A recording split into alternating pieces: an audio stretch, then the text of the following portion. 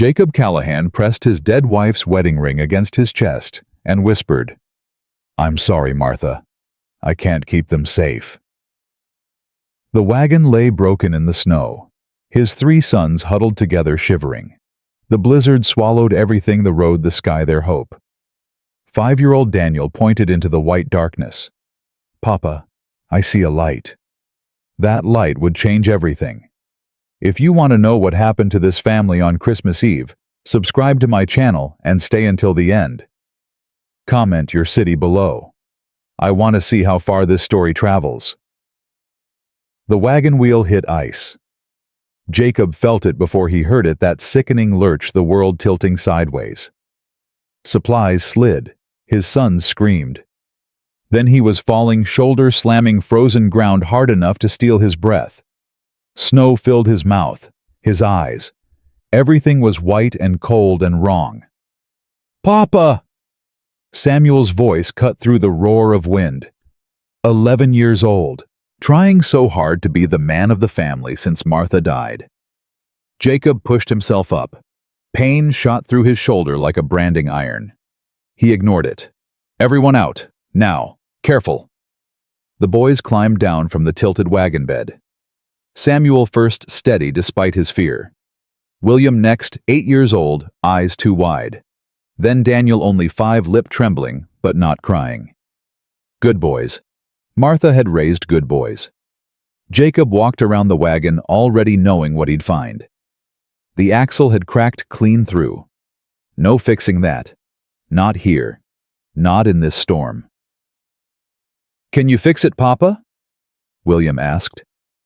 Jacob looked at his son's face, at the trust there, the belief that Papa could fix anything. He couldn't lie. "No, son, I can't." William's face crumpled. Daniel started to cry. Only Samuel stayed still, watching his father with eyes that understood too much. "How far to town?" Samuel asked quietly. 15 miles, maybe more. We'll freeze." It wasn't a question. Samuel had lived through 2 Wyoming winters. He knew what a blizzard meant for travelers caught without shelter. Jacob pulled all 3 boys close. Their small bodies shook against him. He could feel their hearts beating fast like trapped birds. "Listen to me," he said. "We're gonna walk. We stay together. We don't stop. Understand? Walk where?" William's teeth chattered. "I can't see nothing, Papa." Jacob couldn't either. The storm had swallowed the world whole. No landmarks, no road, nothing but white in every direction. He thought about Martha. 2 years dead from scarlet fever. He thought about the promise he'd made her at the end. "Keep them safe, Jacob, whatever happens. Keep our boys safe." He was failing her. "Papa!" Daniel tugged his coat. "Papa, look!" The boy pointed into the storm. Jacob squinted, saw nothing. Then there, a flicker, faint and distant but real, a light. "I see it," Samuel breathed. "Someone's out there." "Could be anything," Jacob said. "Could be our eyes playing tricks." "Could be our only chance," Samuel shot back. The boy was right. Jacob hated that his 11-year-old son was right. "Hold hands. Don't let go for nothing." They formed a chain. Jacob at the front with Daniel, who was too small for the drifts. Samuel and William behind. The wind screamed at them. Snow bit exposed skin like tiny teeth. Jacob pushed forward. 1 step. Another. The light flickered, disappeared, came back. He kept his eyes fixed on it, afraid to blink. Daniel was crying now. Quiet sobs muffled against Jacob's neck. "I know, son. I know. Just a little further." "I'm cold, Papa." "I know. I want Mama." Jacob's throat closed. He wanted Martha too. Wanted her alive and warm and waiting for them somewhere. But Martha was in the ground behind their ranch house, and these boys only had him. God help them, they only had him. The light grew stronger, solid, real. A building materialized from the white. Small homestead smoke fighting its way from the chimney lamp burning in the window. Jacob's legs nearly buckled with relief. He reached the door, raised his fist to knock. The door opened before he could. A woman stood in the frame backlit by firelight.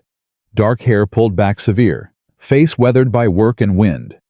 Eyes that took in the four of them in one quick sweep: injury, children, danger, and made a decision. "Get inside," she said. "All of you, now." Not an invitation. An order. Jacob obeyed. He was too cold, too tired, too grateful to do anything else. The warmth hit him like a wall. His legs gave out. He caught himself on a chair, nearly dropped Daniel. "Sit." The woman was already moving. She pulled quilts from somewhere, wrapped them around the boys. "You. Biggest one. What's your name?" "Samuel, ma'am." "Samuel, get your brothers closer to the fire. Not too close. Don't want them warming too fast." Samuel moved. The woman turned to Jacob. "That shoulder's hurt." "It's fine." "It ain't fine. Sit down before you fall down." Jacob sat. The woman disappeared, came back with a basin of water, clean rags. Her hands were sure as she examined his shoulder. Efficient. Impersonal. "Wrenched bad. Maybe cracked something. Won't know till the swelling goes down." She began cleaning the scrapes on his face. "What fool thing were you doing out in this storm?" "Supply run. Christmas Eve." "Christmas supplies worth dying over." "Didn't plan on dying." "Nobody ever does." Her voice was flat, matter of fact. But her hands were gentle. Jacob watched her face as she worked. Mid-30s, he guessed. Lines around her eyes and mouth that spoke of hard years. No ring on her finger. He glanced around the cabin. One place setting on the table. One chair by the fire. No children's things anywhere. She lived alone. "What's your name?" Daniel asked suddenly. The woman's hands stilled for just a moment. She looked at the boy, and something in her face softened. "Clara. Clara Whitfield." "I'm Daniel. That's William, and that's Samuel, and that's Papa." "Jacob," Jacob said. "Jacob Callahan. We're grateful, ma'am." "You're alive. Being grateful can wait." Clara stood, moved to the stove. "Coffee's on. Soup, too. You'll eat, then you'll sleep. Storm won't break before morning." "We don't want to impose." "You're not imposing. You're surviving. There's a difference." She poured coffee, handed him a cup. Their fingers brushed. Both pulled back fast. Jacob wrapped his hands around the warmth. His shoulder throbbed. His head ached. But his boys were safe. For now, that was enough. Clara ladled soup into bowls. The boys ate like they'd never seen food before. Jacob realized he couldn't remember the last time they'd had a proper meal. He'd been burning everything he tried to cook. Too distracted. Too tired. Too busy trying not to think about Martha in the kitchen.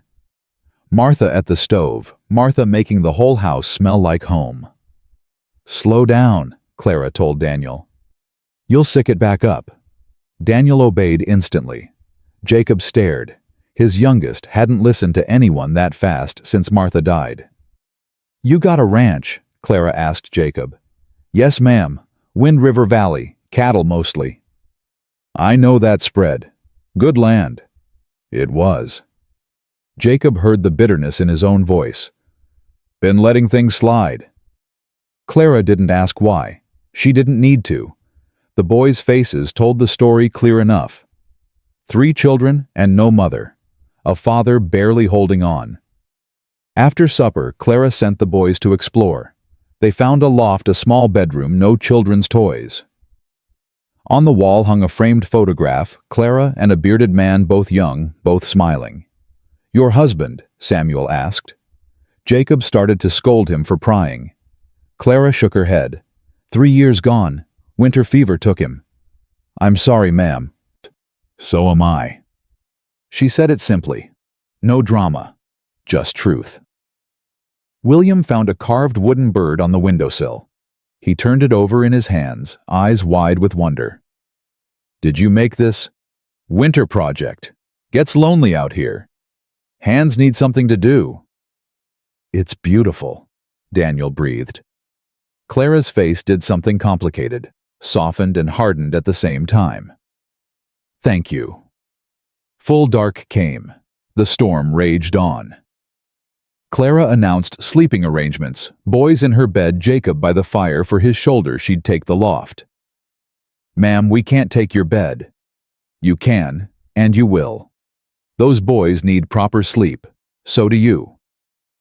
There was no arguing with her. Jacob was learning that fast. The boys climbed into the bed. Daniel curled up small. William pressed against him. Samuel lay on the outside edge protector even in sleep. "Miss Clara." Daniel's voice was tiny.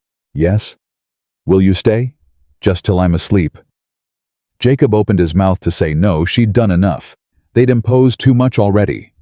But Clara was already moving. She sat on the bed's edge. Daniel shifted closer. Then William. Then Samuel, pretending he was too old for such things, but inching near anyway. Clara went very still. Jacob watched from the doorway. His sons arranged themselves around this stranger like she'd always been theirs, like they'd been waiting for her without knowing it. Clara's eyes filled with tears. She blinked hard, but they fell anyway. "It's okay," Daniel said, patting her hand. "Mama used to cry sometimes. Papa said it meant her heart was too full." Clara looked at Jacob.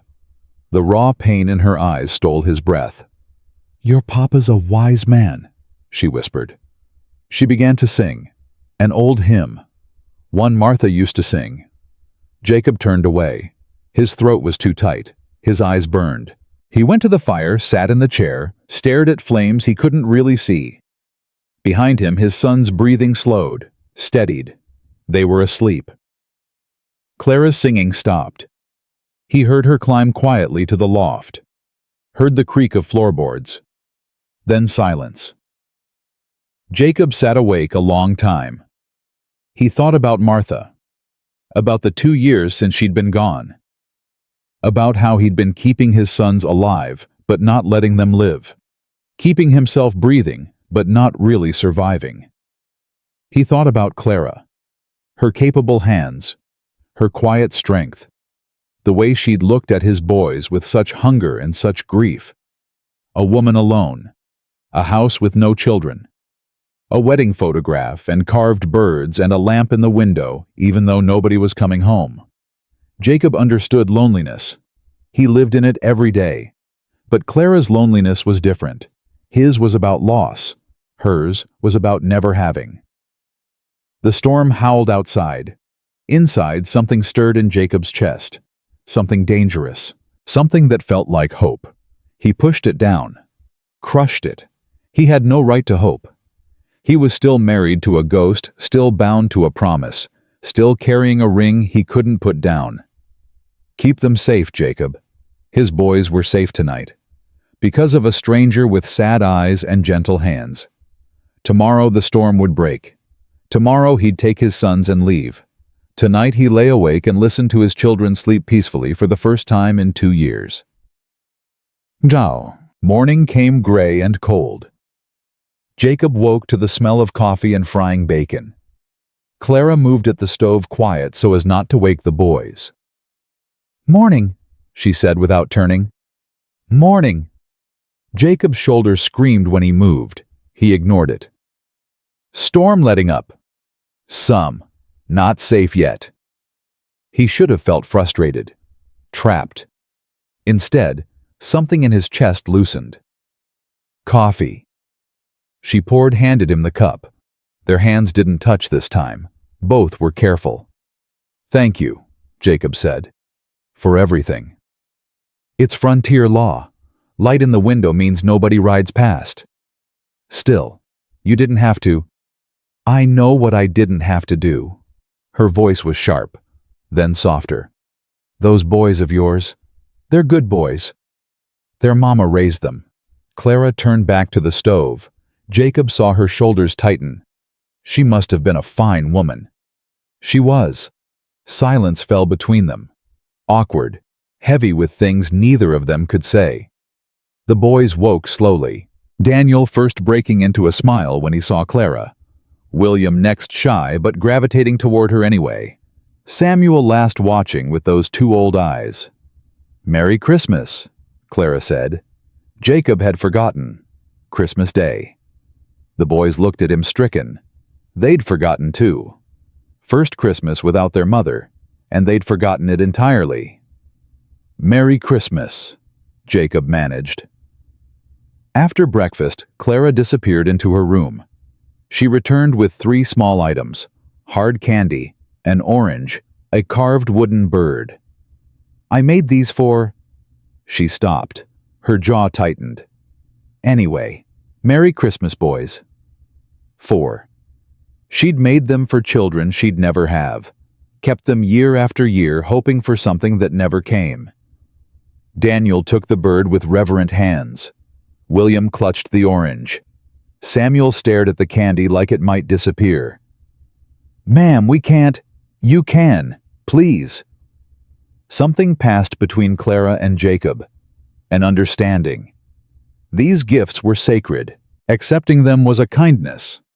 Daniel dug in his pocket, pulled out a smooth river stone. "This was Mama's," he said. "She gave it to me before she went to heaven. It's my favorite thing." He held it out to Clara. "For me?" Her voice cracked. Daniel nodded solemnly. "So you won't be lonely no more." Clara's face crumpled. She took the stone, pressed it to her heart, and wept. Not quiet tears, deep wrenching sobs that shook her whole body. 2 years of grief, or maybe longer, pouring out at once. Daniel climbed into her lap, patting her back. "It's okay. You can keep it forever." William joined them, then Samuel.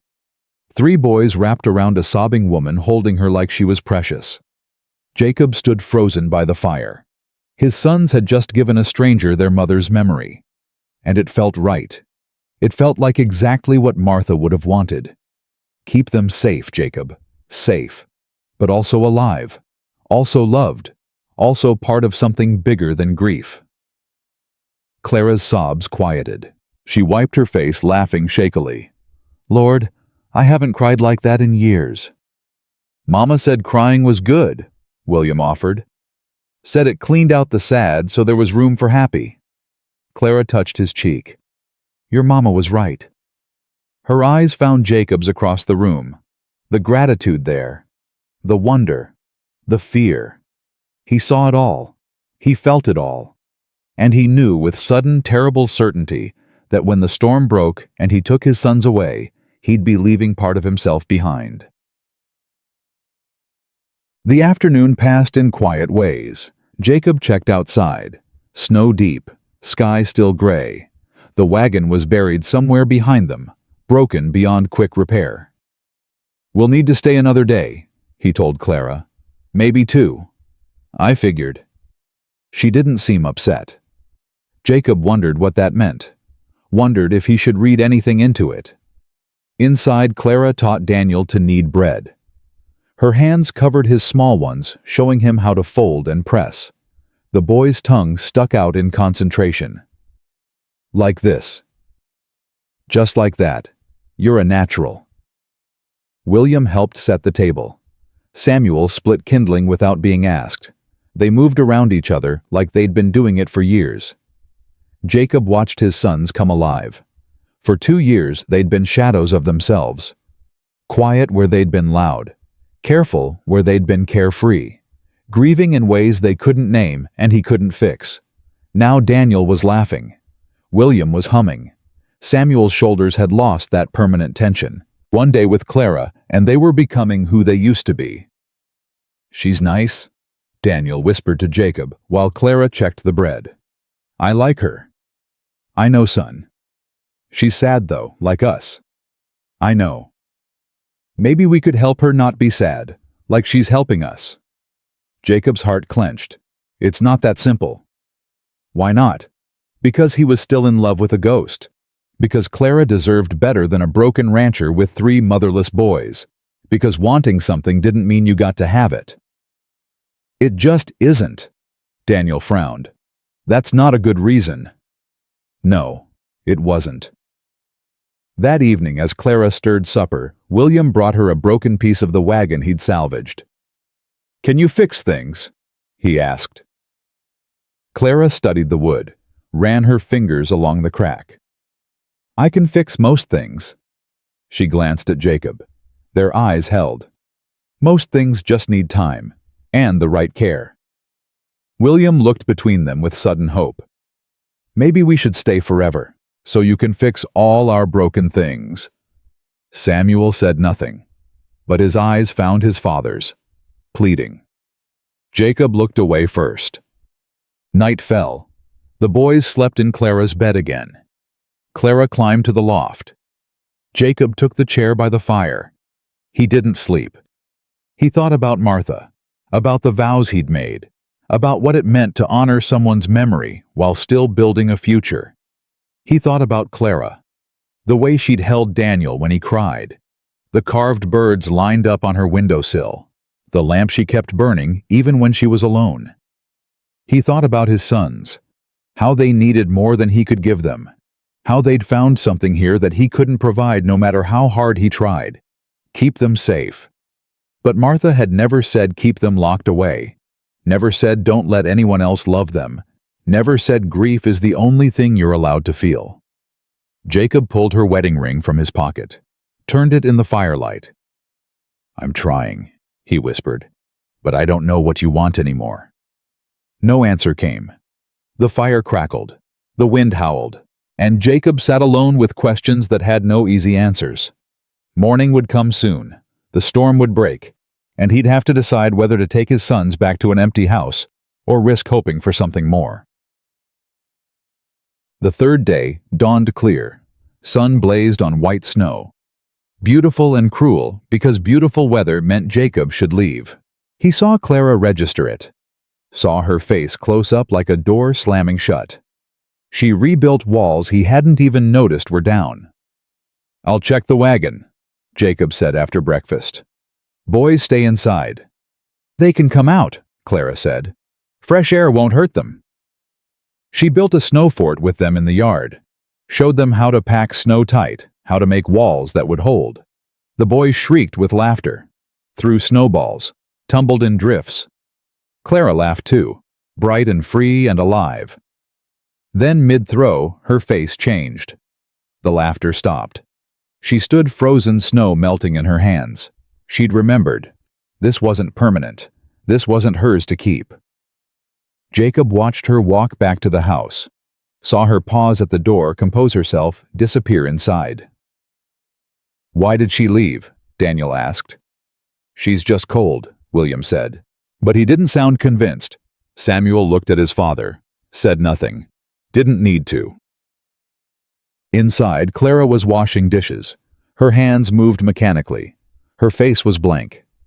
"Clara, your wagon's beyond my fixing. You'll need the blacksmith in town."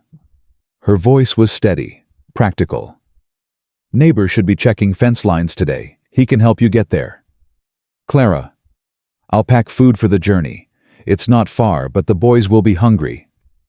"Would you listen? Thank you for the company. It was nice, having people here." She scrubbed a dish that was already clean. "Gets quiet is all. You forget what noise sounds like." "Clara, stop." She stopped, didn't turn around. "Look at me." "I'd rather not." "Why?" Her shoulders shook. Once, she controlled it. "Because if I look at you, I might ask you to stay. And you'll say no. And I've had enough rejection to last a lifetime." The words hung in the air, raw and honest and terrible. Jacob crossed the room, stood behind her, close enough to touch, not touching. "What makes you so sure I'd say no?" Clara laughed, bitter and broken. "Because you're still wearing her ring. Because you look at me like I'm something you're not allowed to have. Because men like you, good men, loyal men, don't move on. Not really, not ever." Clara. "Go back to your ranch, Jacob. Raise your boys. Remember your wife. That's what you should do. That's what she'd want. You didn't know her." I know grief. Clara finally turned. Her eyes were dry but devastated. I know it makes promises that keep us trapped. I know it feels like love, but it's really just fear. She touched his face, light as breath. Let yourself be happy, Jacob Callahan, even if it's not with me. Let yourself be happy. The door burst open. Caleb Dawkins stood there, weathered and grinning. Callahan thought I saw smoke, heard about your wagon. Let's get you to town. The moment shattered. Clara stepped back, her face smoothed into polite neutrality. I'll get the boys. She walked out. Jacob stood in the empty kitchen, his face still warm where she'd touched it. Let yourself be happy. Could he? Was he allowed? He didn't know anymore. The wagon was rigged to Caleb's draft horse. The boys climbed in, faces stricken. We're leaving. Daniel's voice was tiny. Yes. But, Daniel, get in the wagon. The boy obeyed. But his eyes never left Clara, who stood in the doorway with Timothy's stone clutched in her hand. Thank you, Jacob said. For everything. The words were inadequate. He knew it. She knew it. Clara nodded once. Safe travels, Mr. Callahan. Mr. Callahan, not Jacob. The distance deliberate. The wagon started moving. Caleb led the way, whistling something tuneless. Jacob didn't look back, couldn't trust himself. Behind him, Daniel started to cry. They'd gone maybe a quarter mile when the boy spoke through his tears. Papa, she's going to be all alone again. I know, son. She doesn't have anyone. I know. We could be her family. We could take care of her. She could take care of us. Jacob's hands shook on the reins. It's not that simple. You keep saying that. Daniel's voice rose. But it is simple. She's sad, and we're sad, and together we could be happy. Mama would want us to be happy. You don't know what Mama would want. Yes, I do. Daniel was shouting now. She told me, before she went to heaven, she said, Danny, take care of Papa and your brothers. Make sure they smile. She said that, and we haven't smiled in forever until Miss Clara. The wagon stopped. Jacob couldn't breathe. She really said that. Samuel's voice was hoarse. She really said that. I didn't tell nobody because I wanted to keep it just for me. But it's not just for me. It's for all of us. Silence. Then William. I don't want to go home, Papa. Home is empty. Then Samuel, barely audible. Miss Clara feels like home. Jacob turned to look at his sons. 3 faces. 3 broken hearts. 3 children who'd been carrying grief too heavy for their small shoulders. And he realized he'd been so focused on honoring Martha's memory that he'd forgotten to honor her wishes.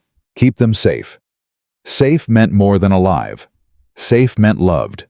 Safe meant giving them a future, not just protecting the past. Caleb? The neighbor looked back. Yeah. Stop the wagon. Something wrong. Everything. Everything was wrong. He was leaving the only woman who'd made his son smile in 2 years. Leaving her alone because he was too scared to hope.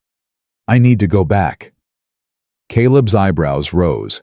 Then a slow grin spread across his face. Was wondering when you'd figure that out. Turning the wagon in deep snow took too long. Jacob's hands wouldn't stop shaking. The horses fought him. Every second stretched into hours. Come on, he muttered. Come on. Easy there, Caleb said, helping guide the team. She ain't going nowhere. You don't know that. I know Clara Whitfield's been alone 3 years. I know she don't leave that homestead unless she has to. I know. Caleb paused, studied Jacob's face. I know she looked at your boys like they were water in a drought. The wagon finally straightened.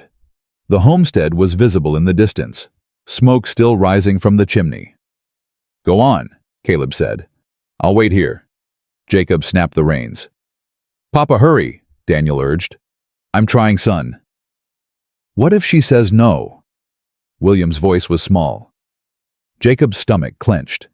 He hadn't thought that far, hadn't let himself think it. Then we respect her answer. But, William, some things you can't force. You can only ask and hope. The wagon ate up the distance. Too slow, too fast. Jacob's heart pounded against his ribs. They pulled up in front of the cabin. The door was closed. No movement in the window. Stay here, Jacob told the boys. But Papa? Stay. Here. He climbed down. His legs felt like they belonged to someone else. He walked to the door, raised his hand to knock. Hesitated. What was he doing? They'd known each other 3 days. 3 days wasn't enough to build a life on. 3 days was madness. But 3 days had been enough for his sons to smile again. 3 days had been enough for him to remember what hope felt like. He knocked. No answer. He knocked again. Clara?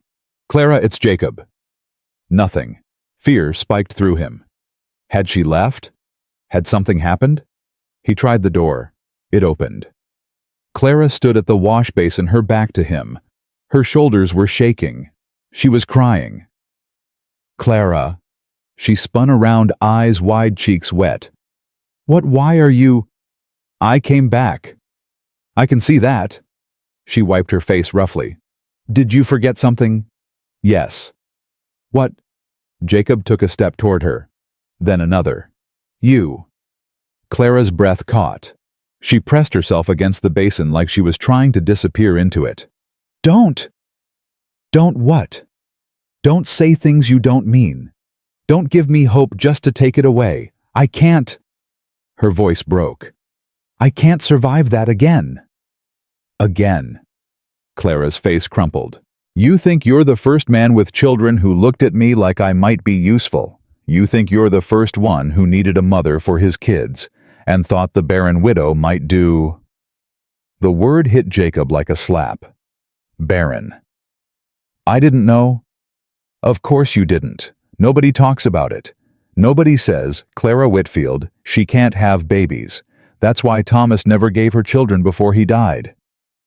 They just whisper. They just pity.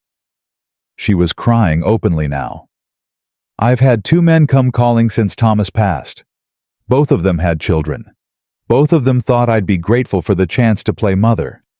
Both of them left when they realized I wasn't grateful, I was desperate, and desperation ain't attractive. Jacob stood frozen. So whatever you came back to say, just don't. Take your boys and go home. I'll be fine. I've been fine for 3 years. I'll be fine for 30 more. Clara. Go. No. She looked up, startled. I ain't going nowhere, Jacob said. Not until you hear me out. I don't want to hear. Too bad. He crossed the remaining distance between them. Close enough to see the pulse jumping in her throat. Close enough to smell bread and wood smoke and something underneath that was just her. I didn't come back because I need a mother for my boys. I came back because Daniel said something that broke me open. Clara's jaw tightened. What did he say?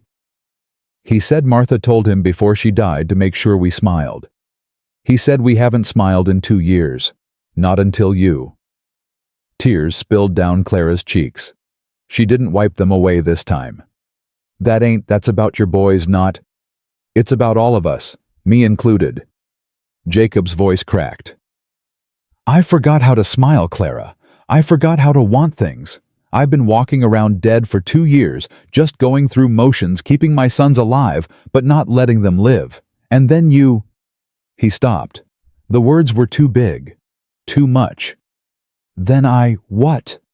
Clara whispered. Then you handed my boy a carved bird, and I watched him look at you like you'd hung the moon. Then you sang a hymn, and I realized I'd forgotten what peace felt like. Then you touched my face and told me to be happy, and I...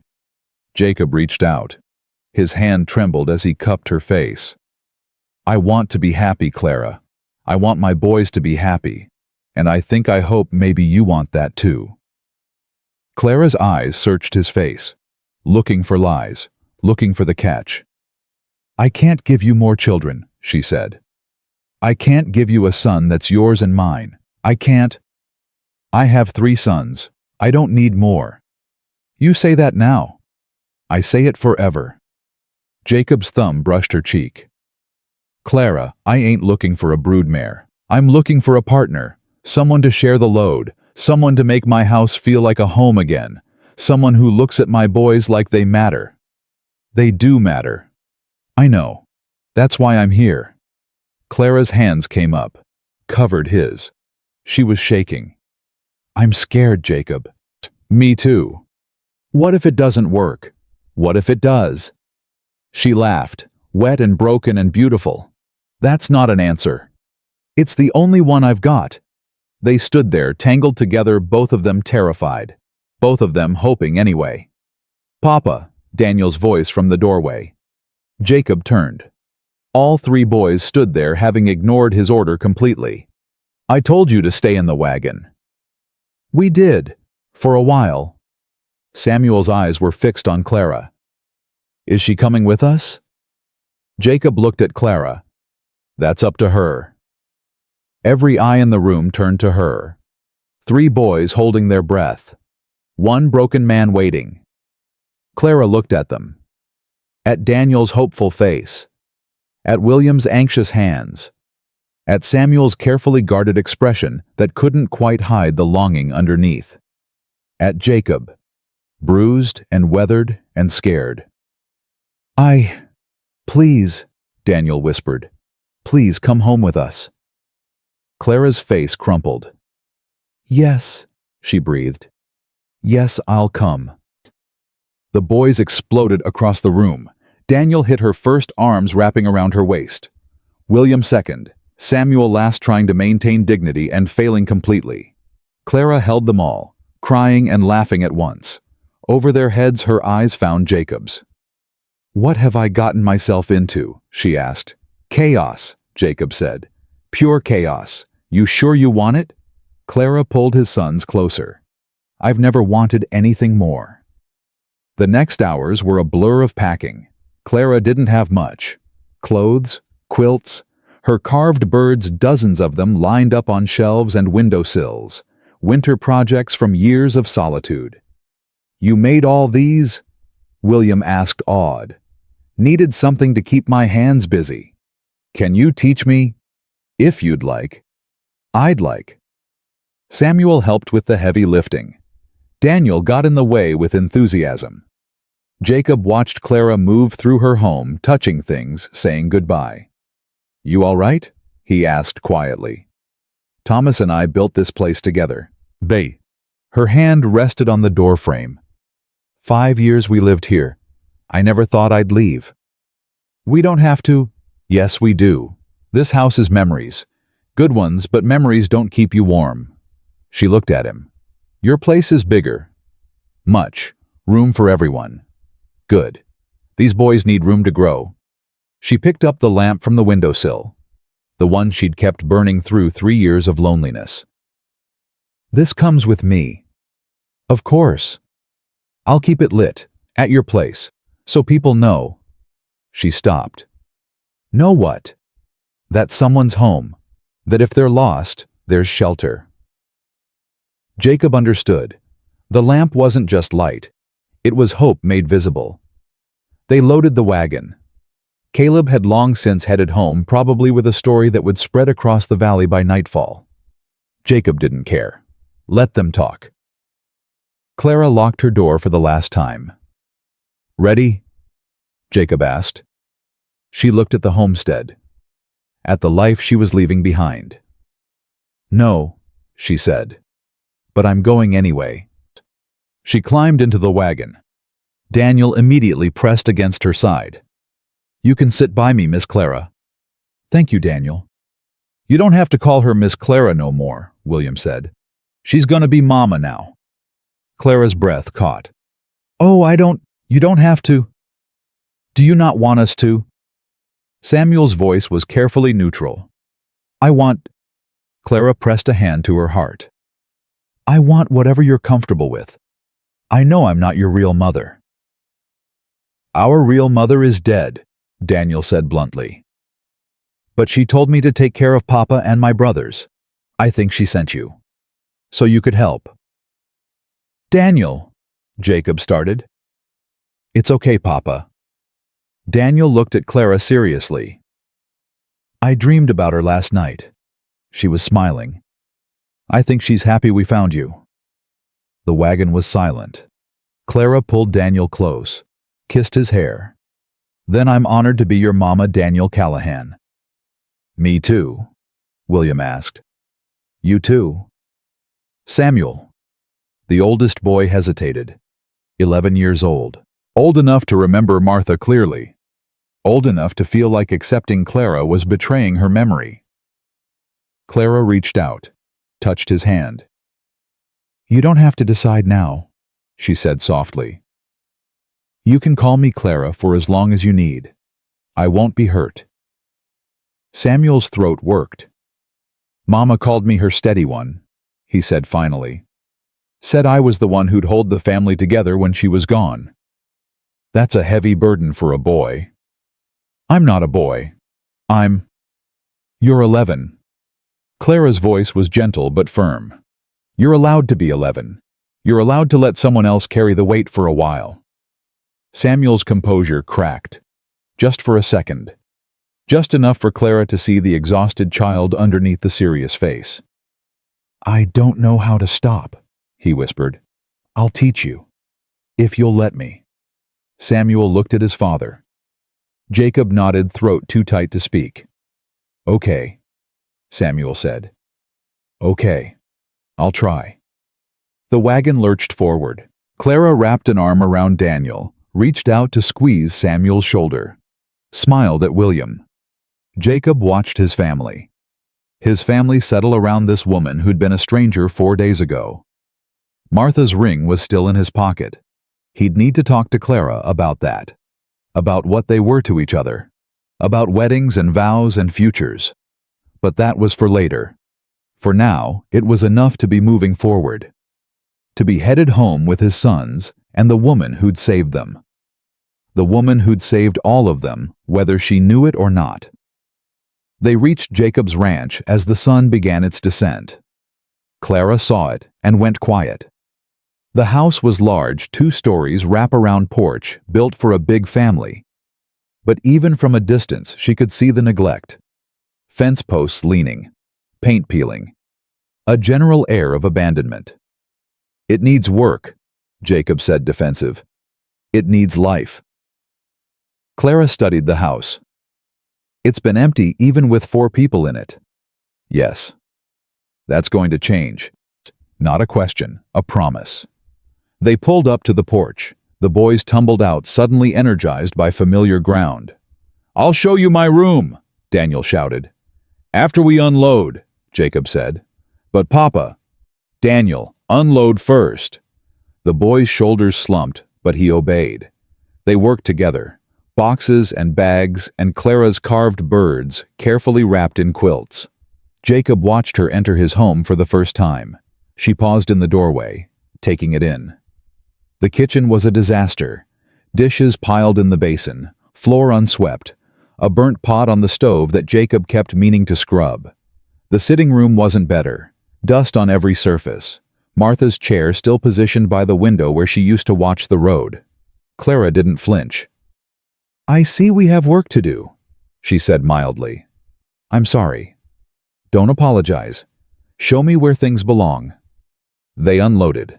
Clara directed the boys with quiet authority, Daniel to bring in firewood, William to fill the water bucket, Samuel to check on the horses. You've done this before, Jacob said. Done what? Run a household. You make it look easy. I ran my parents' house from age 12. Mama was sickly. It's not easy, but it's familiar. She began organizing the kitchen, hands moving with purpose. Where's your wife's things? She asked without looking up. Jacob tensed. What? Her things, clothes, personal items. Are they still here? He hadn't touched Martha's belongings in 2 years. Couldn't. They're in the bedroom. I couldn't. That's all right. Clara finally met his eyes. But eventually, you'll need to decide what to do with them. Not for me, For you, and for the boys. I know. I won't push, but I won't pretend she didn't exist either. She was their mother. She was your wife. She matters. Jacob's throat closed. He'd expected Clara to want to erase Martha, to compete with a ghost. Instead, she was making room for both. Thank you. Nothing to thank me for. It's just truth. Clara returned to the dishes. Now, what do you usually feed these boys for supper? We manage. Clara arched an eyebrow. Define manage. Beans, bread, whatever I don't burn. Lord have mercy. She rolled up her sleeves. Well, that's changing tonight. You have chickens, out back. Eggs? Should be. Then I'll make do. By tomorrow we'll need supplies. Make a list. Jacob found himself nodding, following her orders. It felt strange and right at the same time. I'm not trying to take over, Clara said, reading his face. I know. This is what I know how to do. Feed people. Keep a house. If you want me to step back, I don't.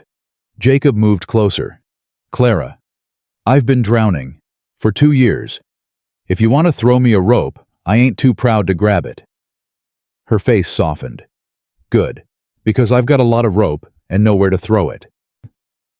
He almost kissed her then, almost closed the distance and found out what her lips tasted like.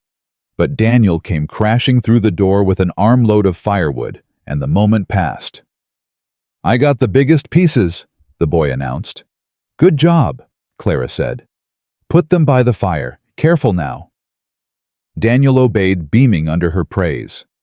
Jacob watched his youngest respond to Clara's attention, like a flower turning toward sun. This might actually work, he thought. This crazy, impossible thing might actually work. Supper was simple, but miraculous. Eggs scrambled with wild onions Clara had spotted near the chicken coop. Bread toasted over the fire. Milk still cold from the spring house.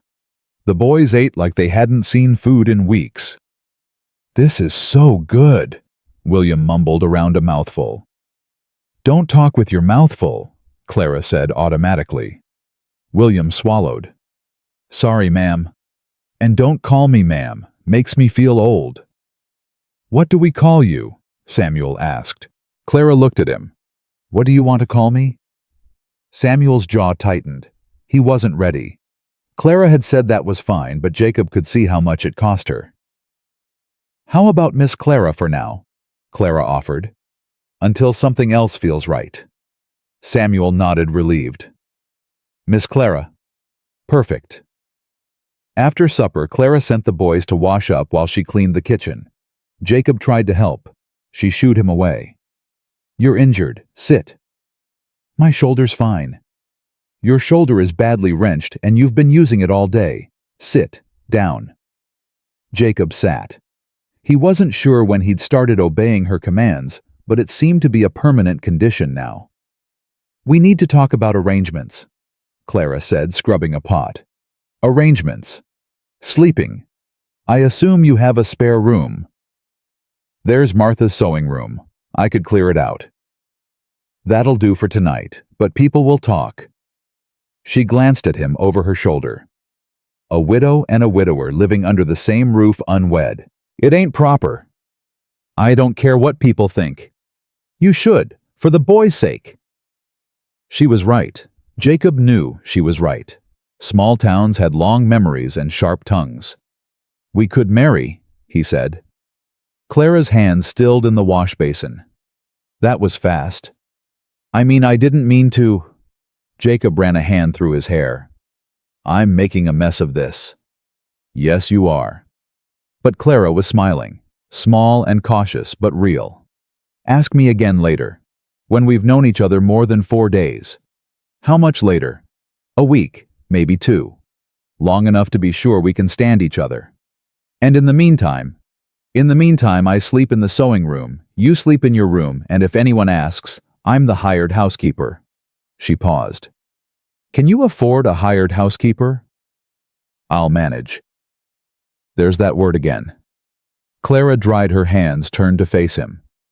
Jacob, I need to know. Your ranch, is it solvent? I'm not asking for myself. I don't care about money. But if we're building something here, I need to know what we're building on. Jacob appreciated her directness. It's tight. Martha's illness used up our savings. I've been selling off cattle to make ends meet. But the land's good. The herd's still healthy. With work, we can build it back. Then we'll work. You didn't sign up to save a failing ranch. I signed up for your boys. Clara's eyes held his. Everything else, the ranch, the house, even you, that's extra. But I'll work for all of it, if you'll let me.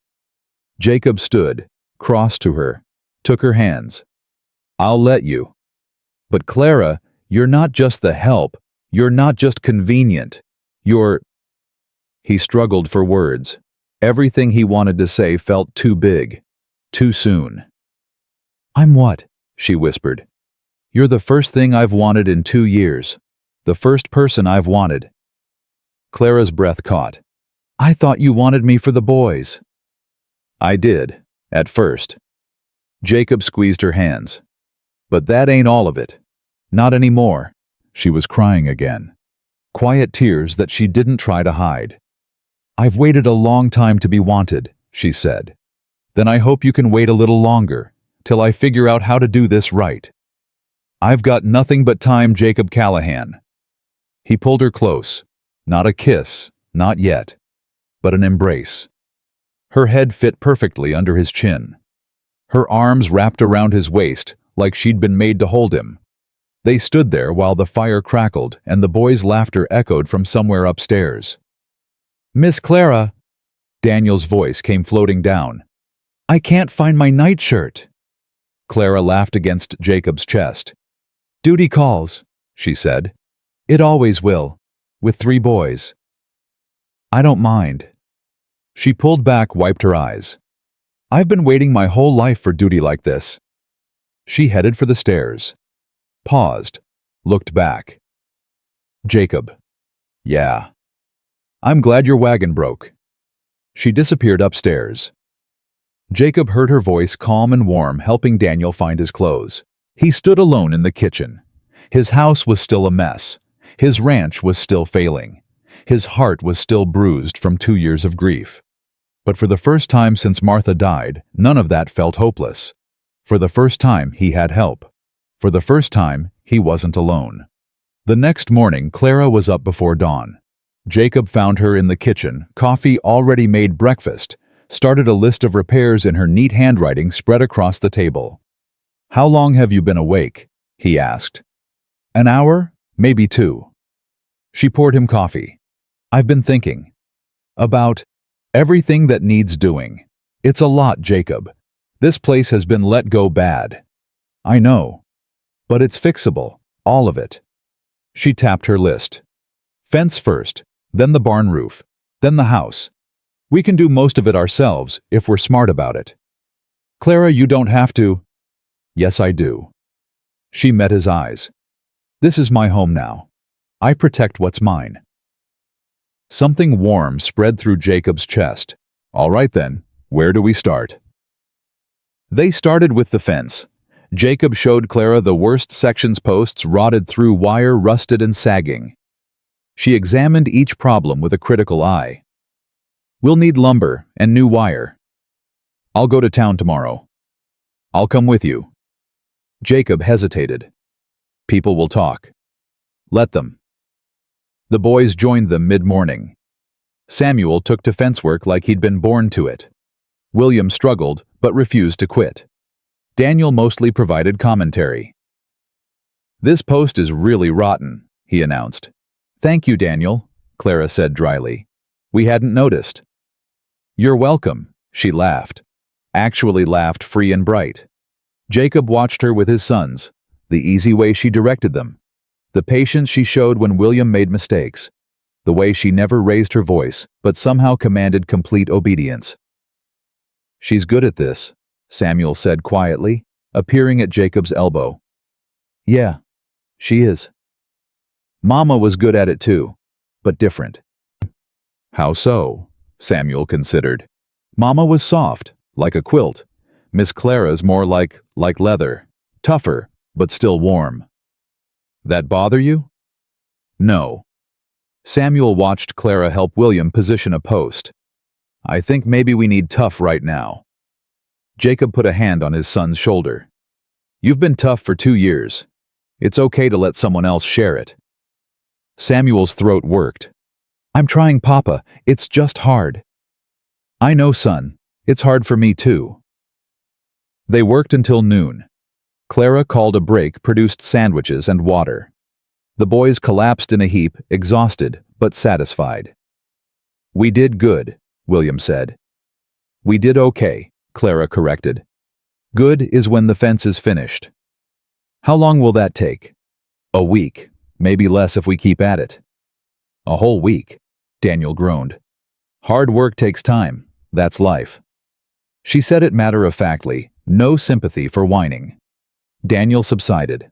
After lunch, Clara surveyed what they'd done. 8 posts replaced, 20 feet of new wire strung. Not bad for a morning, she admitted. High praise from you, Jacob said. I don't believe in praise that ain't earned.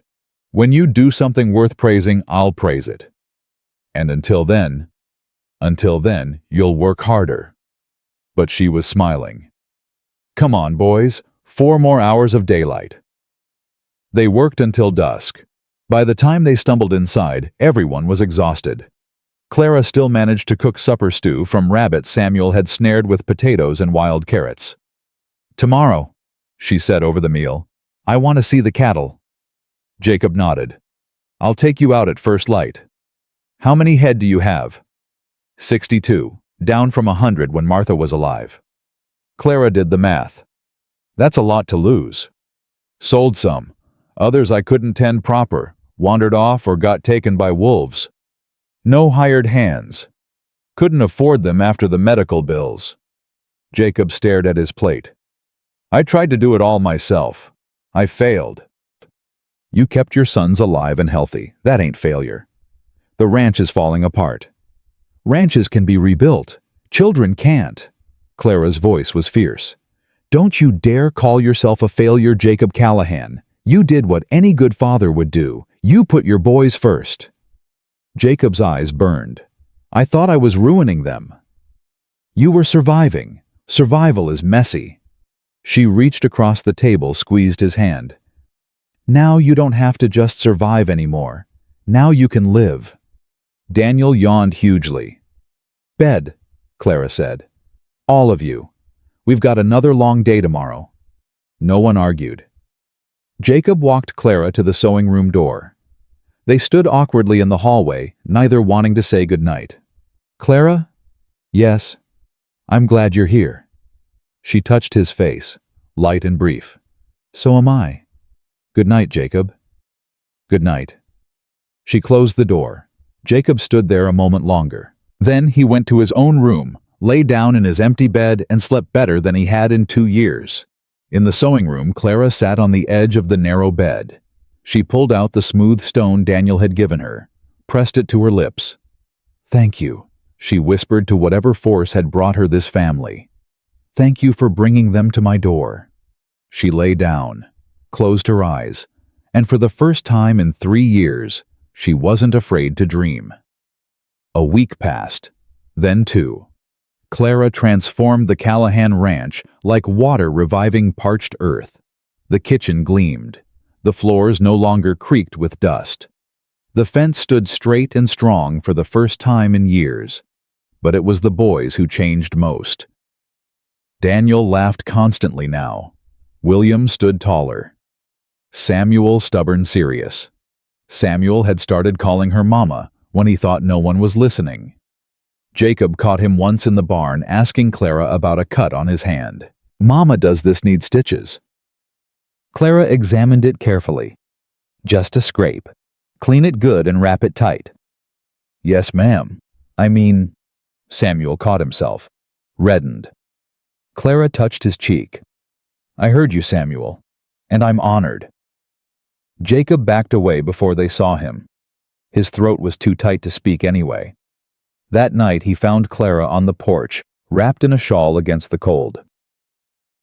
Samuel called you Mama today, he said. Clara smiled. I know. You didn't tell me. Some things a boy needs to give in his own time. Announcing it would have stolen that from him. Jacob sat beside her, close enough that their shoulders touched. You understand them, better than I do sometimes. I understand children. I've been watching other people raise theirs for 10 years. A shadow crossed her face. It was the only way I could learn. Clara, don't. She shook her head. I'm not feeling sorry for myself. I'm stating fact. I learned mothering by watching others because I couldn't practice it myself. Now I can. That's a gift, Jacob. The biggest one I've ever gotten. He took her hand, laced his fingers through hers. I want to marry you. Clara went still. You said to ask again in a week or two. It's been 2 weeks. I'm asking. Jacob. I know it's fast. I know people will talk. I don't care. He turned to face her. Every morning I wake up grateful you're here. Every night I go to sleep knowing my boys are happy. You did that. You gave us that. The boys love me because I feed them and fuss over them. That's exactly what it is. Love ain't complicated, Clara. It's showing up. It's caring. It's choosing someone every single day. Jacob squeezed her hand. I want to choose you. For the rest of my life. If you'll have me. Clara's eyes filled with tears. You don't know everything about me. Then tell me. There are things. She pulled her hand away, wrapped her arms around herself. Things I've never told anyone. Things that might change your mind. Nothing's gonna change my mind. You can't know that. Try me. Clara was silent for a long moment. The wind blew cold across the porch. Neither of them moved. I was engaged before Thomas, she said finally. When I was 17. A boy named Robert Hale. We were going to be married in spring. Jacob waited. I got pregnant. Clara's voice was flat, distant. 3 months before the wedding. My mother was horrified, but Robert was happy. Said it just meant we'd start our family sooner. She stopped, her hands twisted in her lap. What happened? Jacob asked softly. I lost the baby, 5 months along. The doctor said, her voice cracked. He said I was damaged inside, said I'd probably never carry to term. Clara. Robert left the next day, couldn't even look at me. His mother called me defective, said her son deserved a whole woman. The words hung in the cold air. Jacob felt sick. I'm so sorry. I met Thomas 2 years later. He knew about my condition, married me anyway, said he didn't care about children, only me. Clara laughed bitter and broken. We tried for 5 years, 4 pregnancies, 4 losses. The last one nearly killed me. After that, we stopped trying. She finally looked at Jacob. Her eyes were dry but devastated. So you see, I'm not just barren. I'm broken. Literally broken inside. And the 2 men who came calling after Thomas, they didn't know the whole story. Just that I couldn't have children. When they found out the rest about Robert, about the losses, they couldn't get away fast enough. Clara. I'm telling you now, so you can make an informed choice. If you want to walk away, I'll understand. No hard feelings. I'll pack my things, and... Stop. Jacob pulled her to him. She resisted for 1 moment, then collapsed against his chest. I ain't Robert. I ain't those other men. And I ain't walking anywhere except to the preacher's door. He held her tight. You ain't broken, Clara. You've been broken by people who didn't deserve you. But you survived. You rebuilt. And now you're here mothering 3 boys who worship the ground you walk on. Clara sobbed against his shirt. How can you want me, knowing all that? How can I not? Jacob pulled back, cupped her face in his hands. Clara May Whitfield, you are the strongest woman I've ever met. What happened to you wasn't your fault. And it don't define you. It feels like it does. Then let me spend the rest of my life proving it doesn't. Clara searched his face, looking for lies, looking for doubt. She found neither. Yes, she whispered. Yes. Yes, I'll marry you. Yes, I'll be your wife. Yes to everything you're offering. Jacob kissed her. Finally. Properly. Her lips were cold from the night air and salty from tears. It was the best kiss of his life. The next morning, Jacob rode to town alone. He needed to see the preacher, needed to make arrangements, but more than that, he needed to handle something he'd been avoiding for 2 years. The general store was quiet when he walked in. Martha Price, the owner, no relation to his Martha, looked up from her ledger. Jacob Callahan, haven't seen you in a month of Sundays. Been busy. So I heard. Her eyes gleamed with barely contained curiosity. Word is, you've got a woman living out at your place. Word travels fast. It's a small valley. Martha Price leaned forward. Is it true Clara Whitfield moved in with you? She did. We're getting married. The words landed like stones in still water. Martha Price's eyebrows shot up. Married? That's fast, Jacob. Fast for some. Right for us. But your wife, your Martha, it's only been 2 years. 2 years is plenty long to grieve. Jacob kept his voice steady. My boys need a mother. I need a partner. Clara's both. I'm sure she is, but people are talking, saying it ain't proper, saying she trapped you somehow. Clara trapped me by saving my son's lives in a blizzard. If that's a trap, I'm grateful for it. Martha Price pursed her lips. I'm just saying what people are saying. Then tell people to mind their own business. Jacob paid for his supplies and walked out. His hands were shaking. He'd known there would be talk. He hadn't expected it to make him this angry. The preacher's house was 3 buildings down. Reverend Mitchell answered on the first knock. Jacob, good to see you. Come in, come in. The Reverend was old kind and had buried both of Jacob's parents. He'd also officiated at Jacob and Martha's wedding, and at Martha's funeral. What brings you out today? The Reverend asked, pouring tea. I need to arrange a wedding. Reverend Mitchell's hands stilled. A wedding. I'm marrying Clara Whitfield, soon as possible. The Reverend sat down heavily. Clara Whitfield, Thomas's widow. Yes, sir. And you've known her how long? 3 weeks. 3 weeks. The Reverend rubbed his forehead. Jacob, I have to ask, are you sure about this marriage is a sacred covenant? It's not something to rush into. I'm sure. The children. The children love her. She loves them. It's the surest thing I've seen in 2 years. But Martha. Martha's dead. Jacob's voice cracked. I loved her. I'll always love her. But she's gone, and I'm still here, and my boys are still here, and we can't live in a tomb forever. Reverend Mitchell was quiet for a long moment. You know people will talk. Let them. They'll say you're dishonoring Martha's memory. Martha wanted our sons to be happy. They're happy now. That ain't dishonoring anything.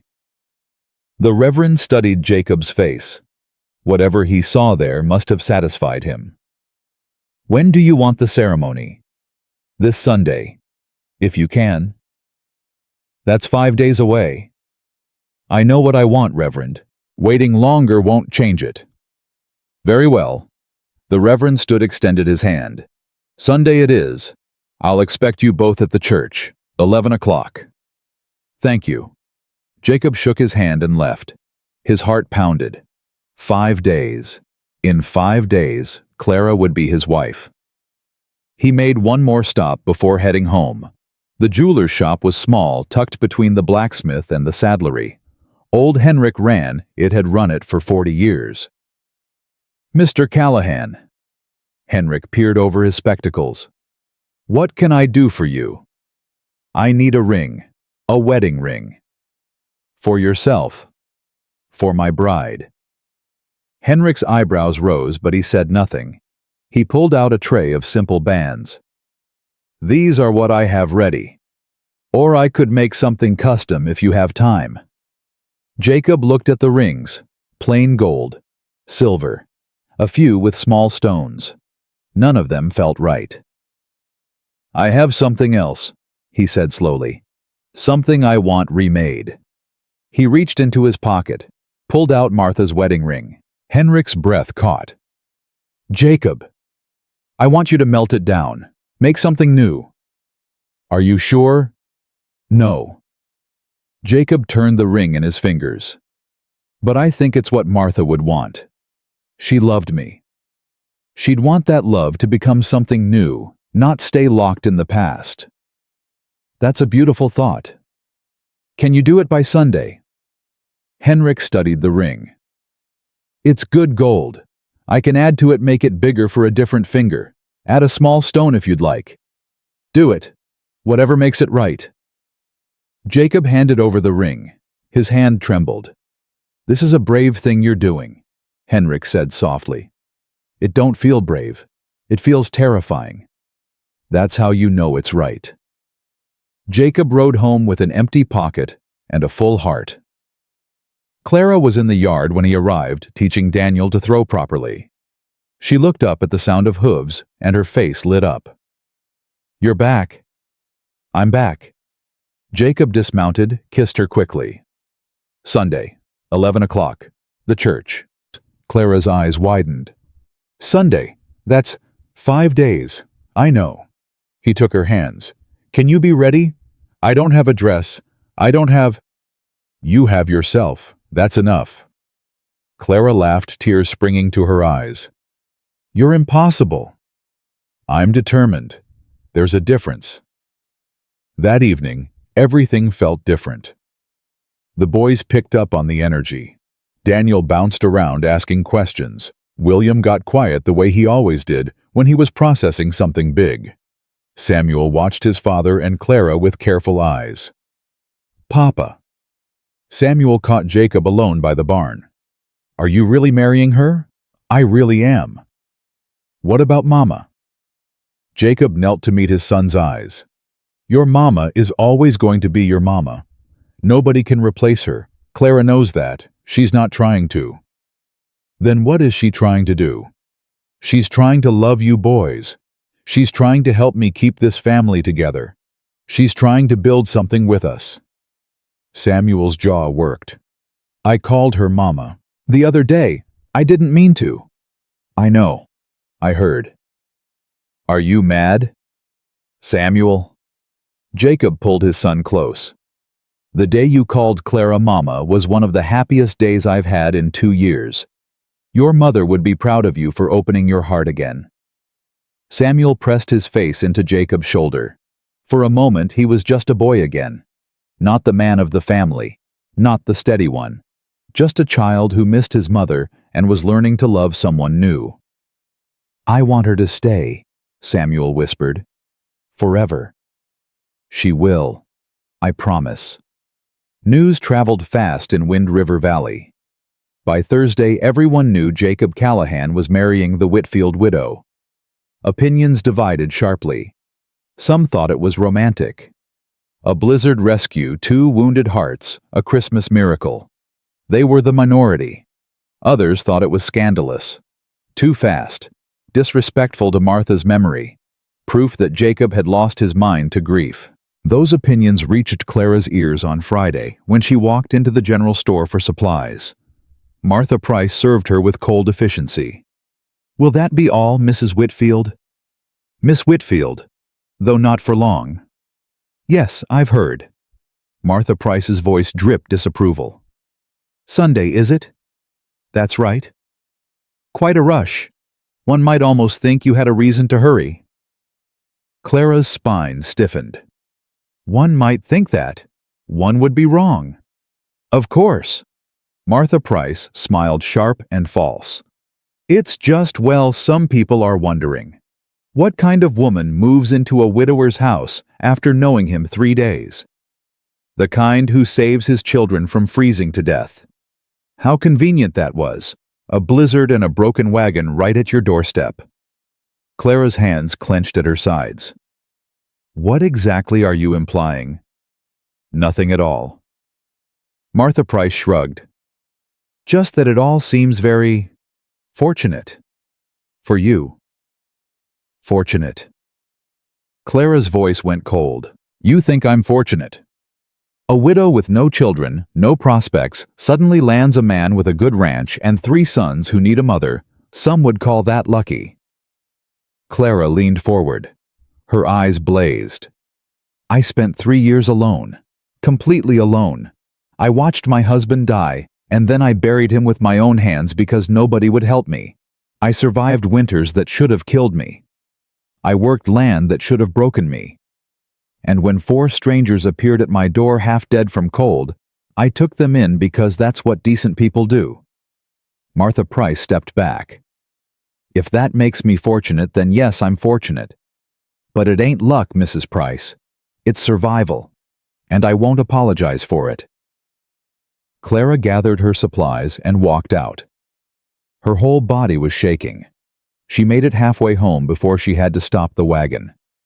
She sat there in the cold hands trembling on the reins. They think I trapped him. They think I'm some kind of predator.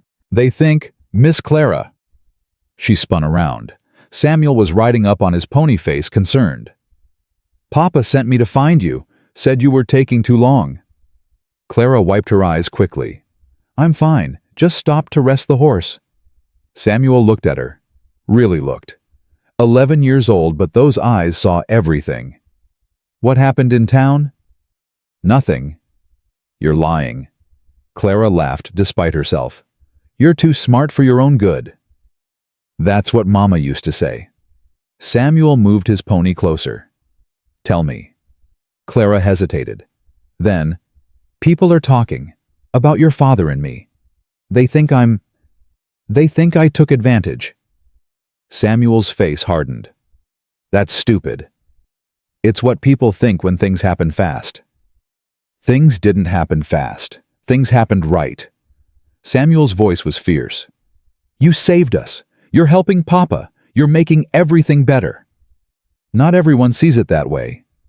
Then they're blind. Samuel reached out, touched her arm. Miss Clara, Mama, don't let them win. Don't let them make you doubt. Clara stared at him. This boy who'd lost his mother, who'd been carrying his family for 2 years, who'd just called her Mama without hesitation. When did you get so wise? She whispered. I'm not wise. I'm just tired of sad people. Samuel straightened in his saddle. Come on. Daniel's probably driven Papa crazy by now. You're the only one who can calm him down. Clara laughed. Truly laughed. Lead the way. Saturday night, Clara couldn't sleep. Tomorrow she would become Mrs. Jacob Callahan. Tomorrow her life would change completely. She got up, wrapped herself in a shawl, went to the kitchen. Jacob was already there, sitting at the table in the dark. Couldn't sleep either, she asked. Too much thinking. She sat across from him. Moonlight filtered through the window. Having second thoughts, she asked. No. You? No. Just scared. Of what? Everything. Clara folded her hands on the table. Of being a wife again. Of being a mother. Of people talking. Of not being enough. Jacob reached across, covered her hands with his. I went to Henrik's yesterday. The jeweler. I didn't know you. I had him melt down Martha's ring. Clara's breath caught. I'm having him make a new one. For you. Jacob's voice was rough. The gold from her ring will be part of it. But it'll be something new. Something that's just ours. Jacob. I want you to know I ain't forgetting her. I never will. But I'm also not going to let her memory be a wall between us. She'd hate that. She'd hate knowing I used her death as an excuse not to live. Clara was crying now. She couldn't help it. You don't have to, that's too much. It ain't too much, it's right. Jacob stood, moved around the table, pulled her up into his arms. You're going to be my wife tomorrow. I want you to know exactly what that means. It means I'm choosing you, fully, completely. Not as a replacement, not as a second choice, as the woman I want beside me for the rest of my life. Clara buried her face in his chest. I don't deserve you. We don't deserve each other. We just got lucky. He kissed her hair. Go back to bed. Tomorrow's a big day. Will you stay? Just for a minute? They stood there in the moonlit kitchen holding each other. Two broken people, finding their way to whole. Sunday morning dawned bright and cold. Clara woke to Daniel bouncing on her bed. It's today. It's today. I noticed. She pulled him into a hug. Are you excited? I'm so excited Papa let me polish my boots. Samuel said I can hold the flowers William's been practicing standing still. Clara laughed. That all sounds perfect. Miss Clara, I mean Mama. Daniel's face went serious. Are you going to change your mind? What, no? Why would I change my mind? Samuel said people in town were mean to you. He said they don't want you to marry Papa. Clara pulled Daniel closer. Listen to me. Some people are always going to be mean. That's not about me or your father. That's about them. And I don't make decisions based on what mean people think. So you'll really be our mama forever. Forever and ever. Daniel threw his arms around her neck. I love you, Mama. Clara's heart cracked open. I love you too, baby. I love you so much. The church was small, whitewashed, built by the community 30 years ago. Clara wore her best dress, the dark blue one with lace at the collar. Her hair was pinned up. Her hands were shaking. Jacob met her at the door. He wore his one good suit. His face was pale, but determined. Ready. Terrified. Good. Me too. They walked in together. The church wasn't full, they hadn't announced it widely, but it wasn't empty either. Caleb and his wife. Old Henrik. A few neighbors who'd known Martha and respected Jacob enough to set aside their doubts. Martha Price was notably absent. Clara tried not to feel relieved. The boys sat in the front row. Daniel squirming with excitement. William unnaturally still. Samuel watching everything with those ancient eyes. Reverend Mitchell stood at the altar, Bible in hand. Dearly beloved, we are gathered here. The words washed over Clara. She heard them without really hearing. All she could see was Jacob's face, the love there, the certainty. Do you, Jacob Thomas Callahan, take this woman? I do. Do you, Clara May Whitfield, take this man? I do. The ring? Jacob reached into his pocket, pulled out a simple band of gold. This ring was made from the ring I gave my first wife. He said loud enough for everyone to hear. I had it remade because I believe in new beginnings. I believe love don't have to end just because someone dies. I believe Martha would want me to be happy. He slid the ring onto Clara's finger. With this ring, I thee wed. Clara couldn't speak, couldn't breathe, could only stare at this man who had just declared his heart to an entire congregation. By the power vested in me, I now pronounce you husband and wife. Reverend Mitchell smiled. You may kiss your bride. Jacob pulled her close, kissed her thoroughly. The church erupted in applause. When they finally broke apart, 3 boys crashed into them. You're married. You're really married. We're really married, Jacob confirmed. Does that mean she's officially our mother now? William asked. Officially and forever, Clara said. Samuel said nothing, but he hugged her tighter than anyone. They walked out of the church together. A family, legal and true. And then Clara saw him, a man standing at the edge of the churchyard. Tall, broad-shouldered, familiar in a way that made her blood run cold. Robert Hale, the man who'd left her broken at 17. The man who'd called her defective. The man she hadn't seen in 15 years. He was staring right at her. Clara's hand tightened on Jacob's arm. What's wrong? Jacob asked. Clara couldn't answer, couldn't speak, couldn't do anything but stare at the ghost from her past. Robert started walking toward them. "Clara?" His voice was just as she remembered, smooth, confident. "I heard you were getting married. Had to see it for myself." "Robert." Her voice came out strangled. "What are you doing here? I live here now. Moved to Wind River last month." He looked at Jacob, at the boys. "Looks like you finally found someone willing to take you on. Must not know the whole story." Jacob stepped forward. "I know everything I need to know." "Do you?" Robert smiled, ugly and knowing. "Did she tell you she's broken? Did she tell you she can't? I'd stop talking now if I were you." "Or what?" Jacob's fist connected with Robert's jaw. The man went down hard. The boys cheered. Several witnesses gasped. Jacob stood over him, flexing his hand. "You ever speak to my wife like that again, I'll do worse than punch you. We clear?" Robert spat blood. "You're making a mistake, Callahan. She's damaged goods." "No." Jacob's voice was ice. "She's the best thing that ever happened to me. And you're the biggest fool in Wyoming for letting her go." He turned, took Clara's hand, walked her to the wagon. "Are you all right?" she whispered. "I'm perfect." He kissed her forehead. "Let's go home." Behind them, Robert Hale picked himself up from the frozen ground.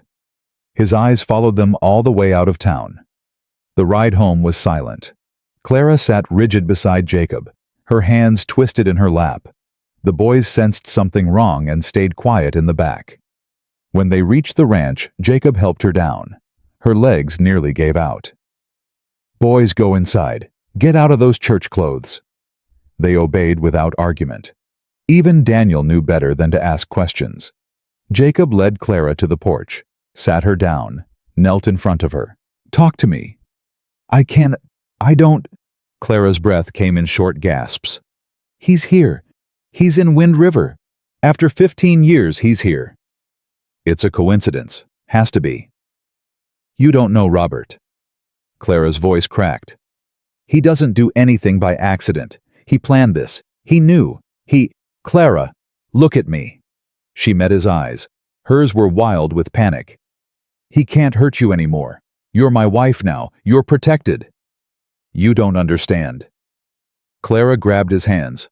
"Robert Hale doesn't forget. He doesn't forgive. When I lost the baby, he blamed me, said I must have done something wrong, said a real woman would have kept his child alive." Jacob's jaw tightened. "That's not how it works." "I know that now. But I believed him then. I believed him for years." Tears streamed down her face. "He destroyed me, Jacob. Took everything I thought I was and ground it to dust. And now he's here, and he's going to do it again." "No." Jacob's voice was steel. "He ain't. I won't let him."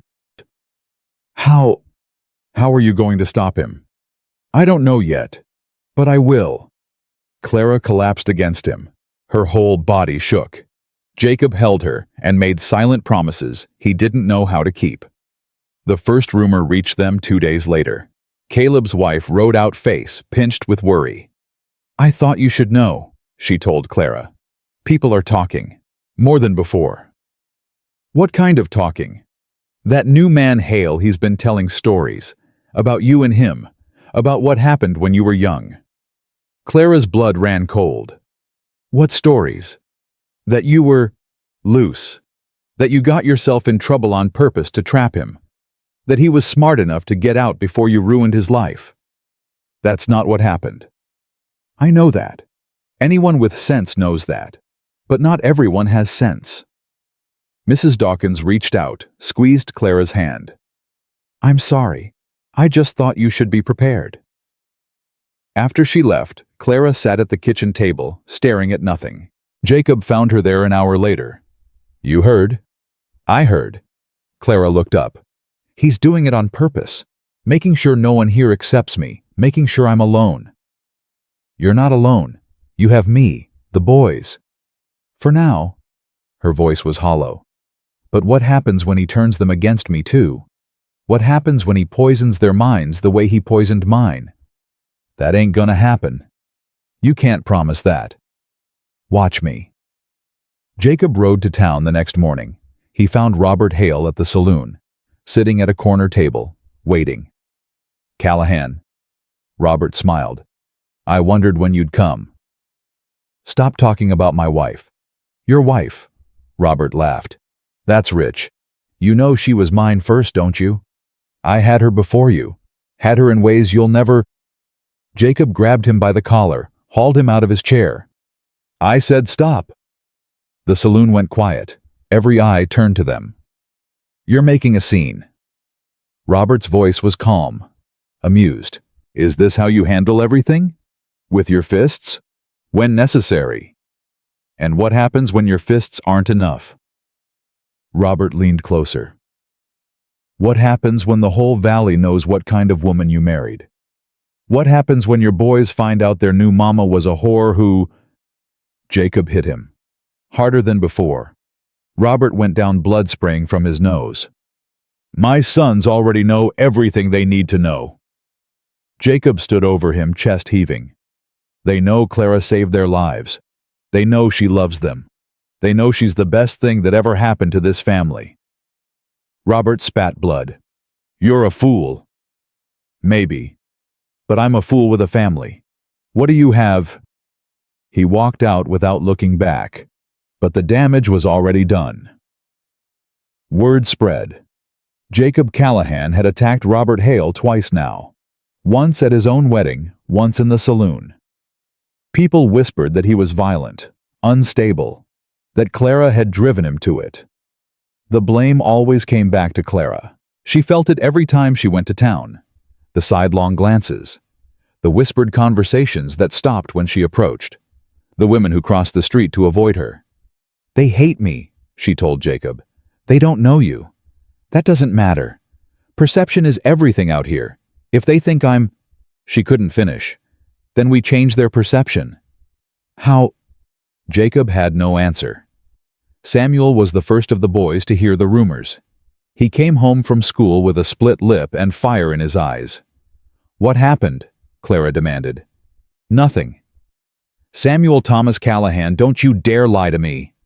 Samuel's jaw tightened, just like his father's. "Tommy Hale called you a name. I hit him."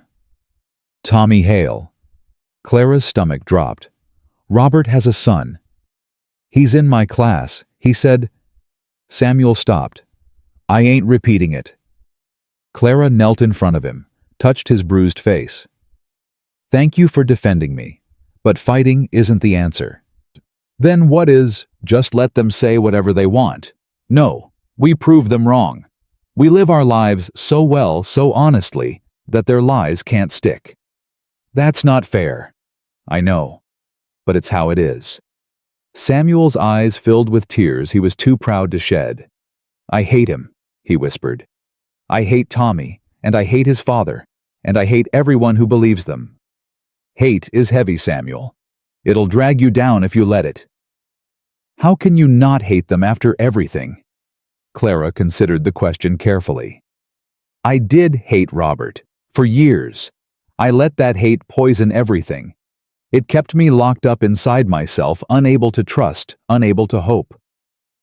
She touched Samuel's face.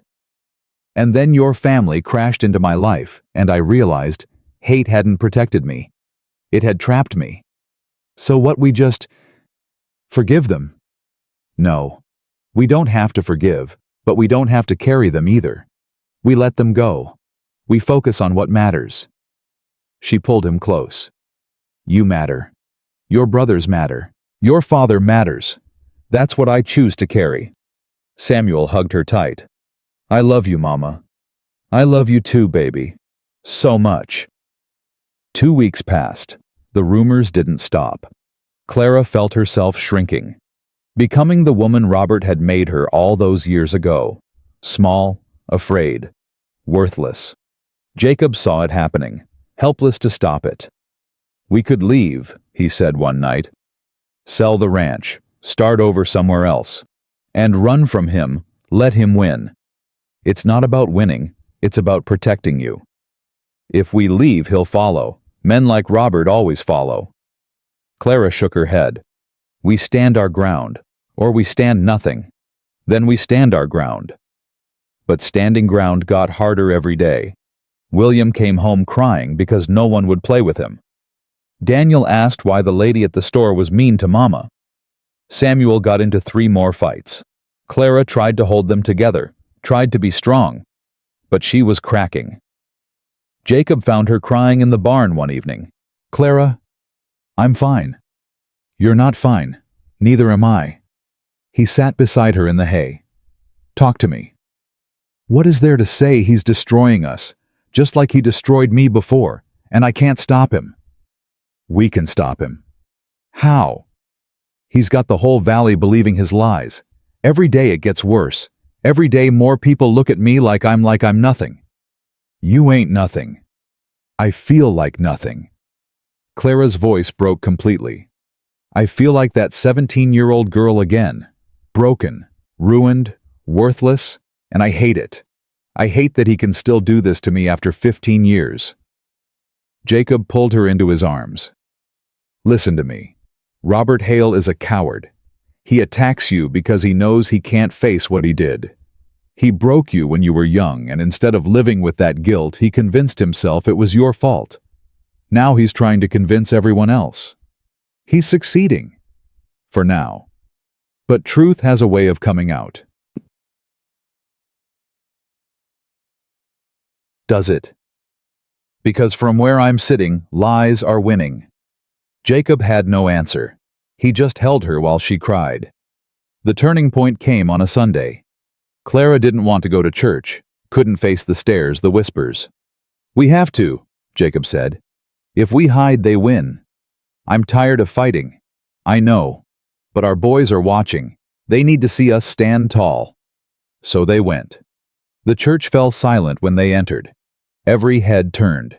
Conversations died. Clara wanted to run. Instead, she lifted her chin and walked to their usual pew. The service passed in a blur. She heard nothing.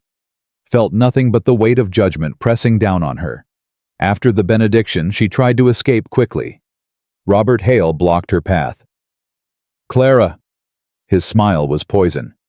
"Beautiful service, wasn't it? Move." Now. No need to be rude.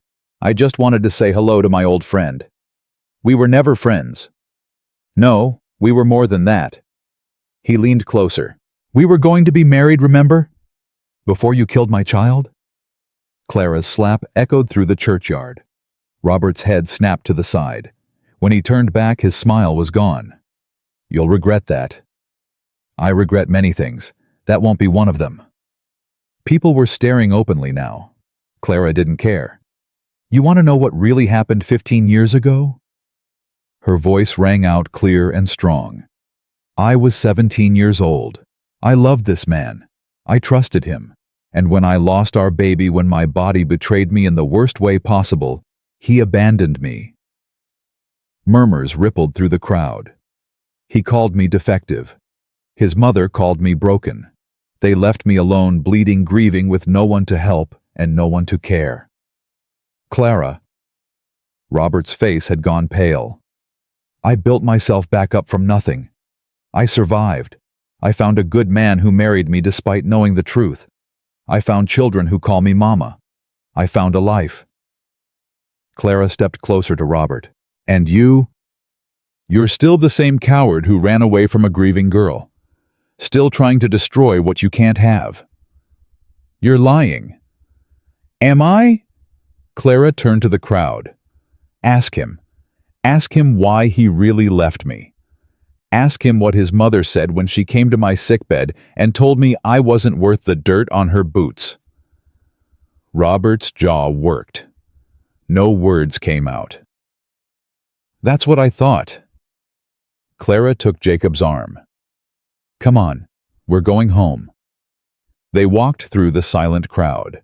People parted to let them pass. Mrs. Dawkins caught Clara's hand as she passed. "I'm sorry," she whispered. "I should have defended you sooner." "It's not too late." The ride home was quiet, but it was a different kind of quiet. Lighter. "You were incredible," Jacob finally said. "I was terrified. Didn't show. It showed. I was shaking the whole time. Brave ain't about not being scared. It's about doing what needs doing despite the fear. Clara leaned against him. I should have done that weeks ago. You did it when you were ready. That's what matters. The boys were suspiciously quiet in the back. Clara turned around. 3 faces stared at her with identical expressions of awe. Mama, Daniel breathed. You were so brave. I was just telling the truth. You made that bad man look stupid, William said with relish. William. Well, you did.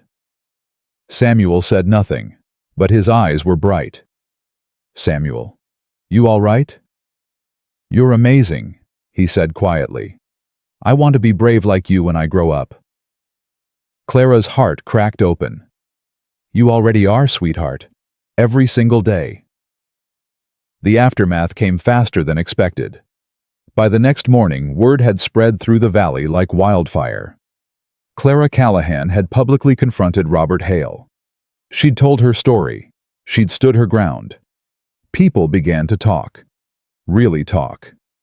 It turned out Robert Hale had left a string of broken women across 3 territories. A young widow in Montana, a shopkeeper's daughter in Colorado, a teacher in Kansas. Always the same pattern, charm, seduction, abandonment. Caleb rode out with news on Tuesday. Hale's leaving, packing up his things, says the valley's not what he expected. Just like that. Clara couldn't believe it. Just like that. Turns out nobody likes a man who destroys women and brags about it. Caleb grinned.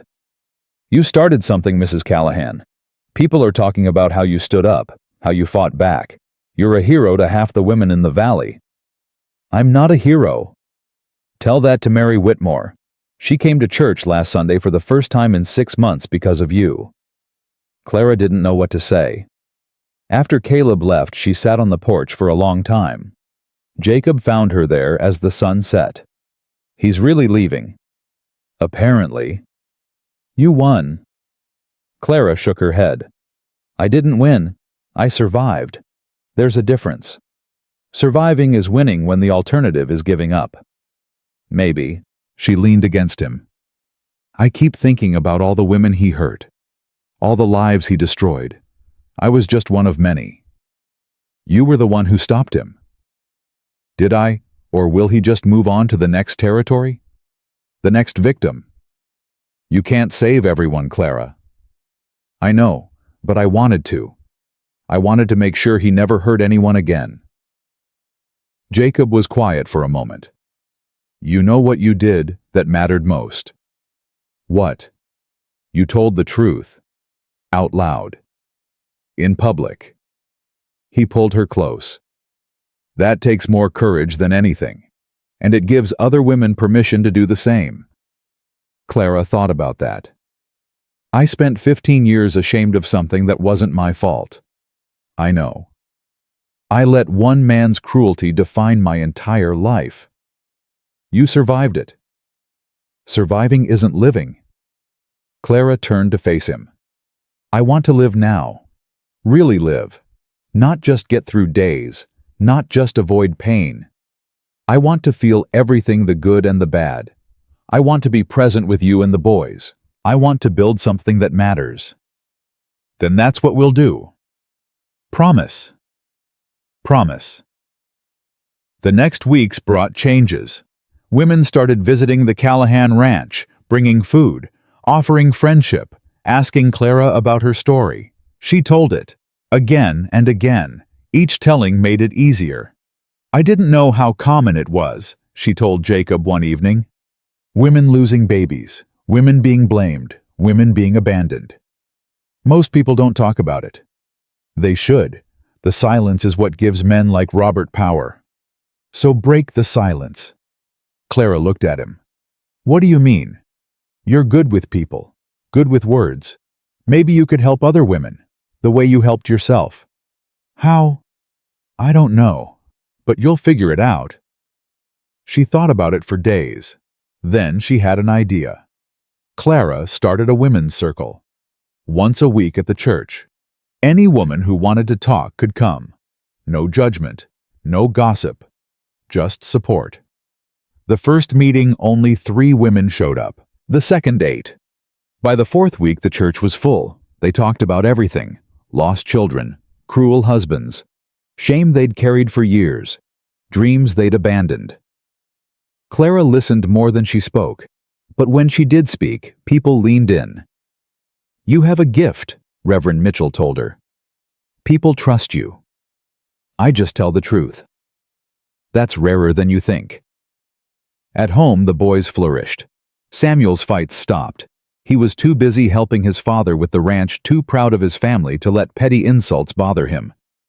William found friends, real ones, boys who came to play and stayed for supper and called Clara ma'am with respect in their voices.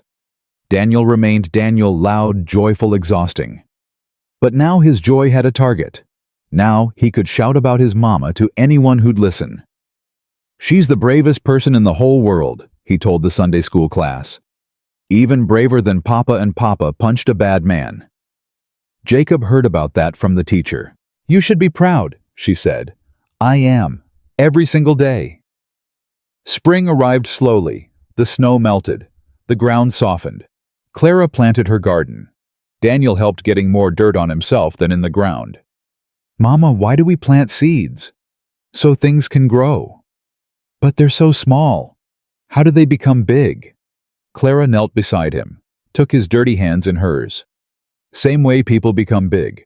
A little bit of care. A little bit of time. A lot of faith." "Faith in what?"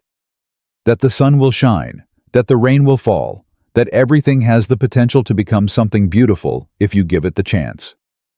Daniel considered this seriously. "Is that what happened to you?" "What do you mean?" "Papa said you were sad before, that you were alone and hurt, but now you're happy. Did someone plant you?" Clara laughed, even as tears stung her eyes. "I suppose they did. Your papa. You boys. You planted me right in the middle of your family and gave me everything I needed to grow." "Good." Daniel patted her hand, leaving muddy prints. "I'm glad we planted you, Mama."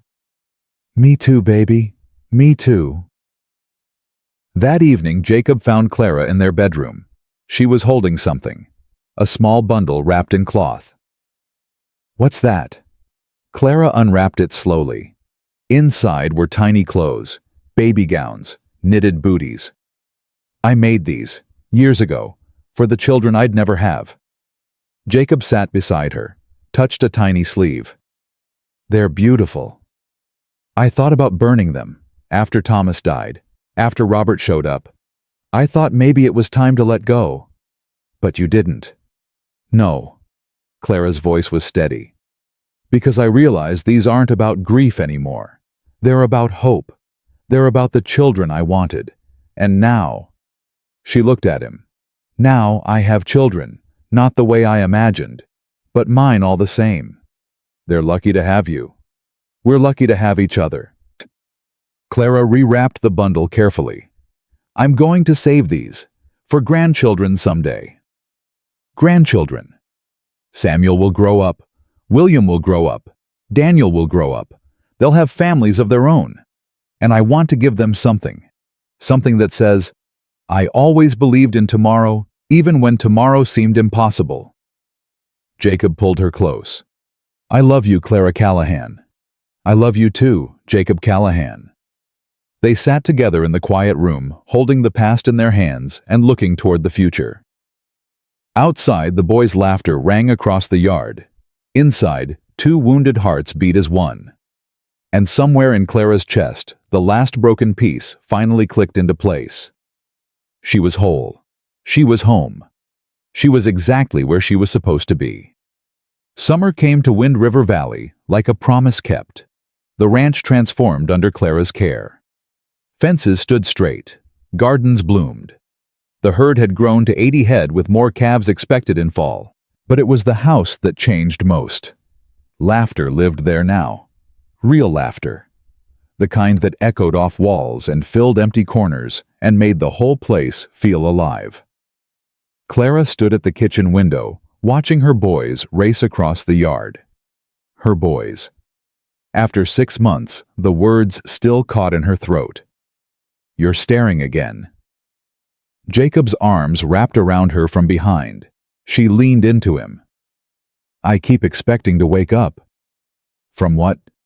"From this. From all of it. Happiness this big doesn't feel real." "It's real." He kissed her neck.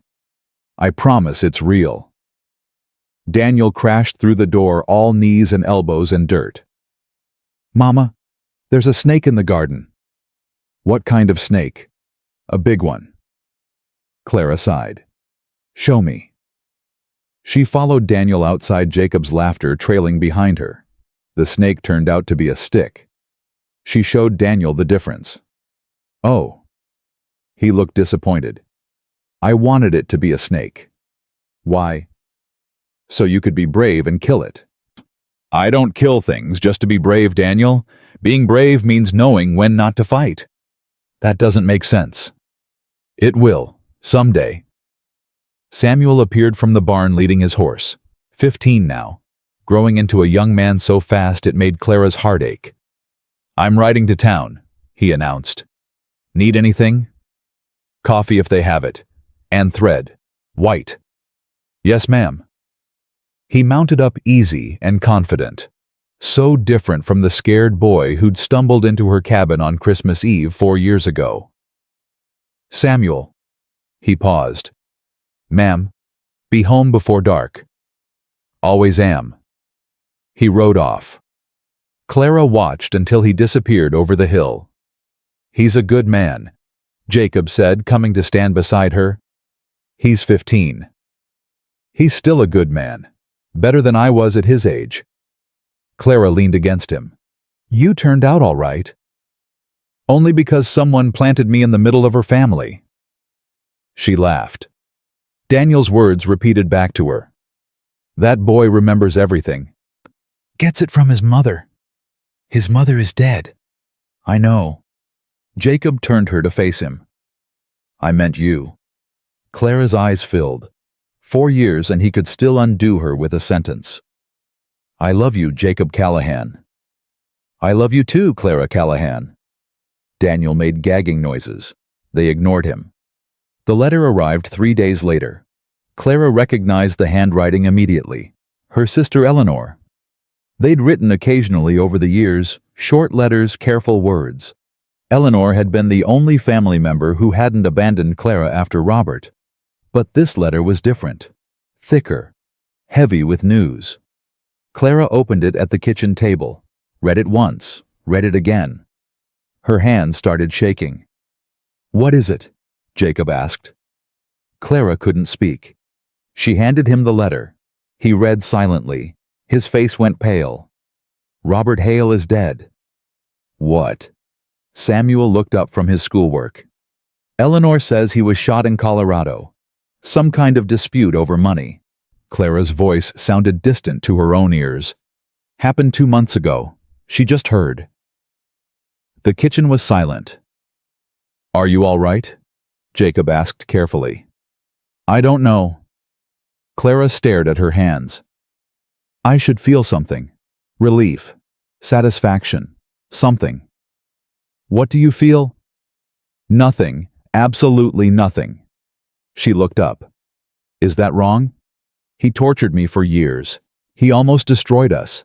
And now he's dead, and I feel empty." "Maybe that's the point." "What do you mean?" "You already let him go. Before this, you stopped carrying him months ago." Jacob took her hands. "His death doesn't change anything because he stopped mattering to you a long time ago." Clara considered this. "You might be right." "I usually am." She laughed despite herself. "Don't push it." That night, Clara dreamed about Robert for the first time in months. But the dream was different. He wasn't angry, wasn't cruel. He just stood there looking at her with something like regret. "I'm sorry," he said. "I know. You were always too good for me. I know that too." He faded, disappeared, like morning mist burning off under sun. Clara woke with dry eyes and a peaceful heart. Some ghosts had to die twice before they truly left. Fall brought changes. Samuel started courting a girl, Emily Parker, the school teacher's daughter.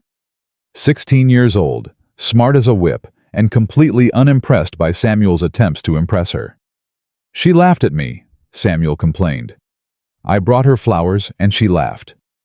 What kind of flowers? Clara asked. Wildflowers, from the meadow. Did you check them for bugs? Samuel's face reddened. There might have been a beetle. Clara bit back a smile. Try again. This time check first. Should I not bring flowers?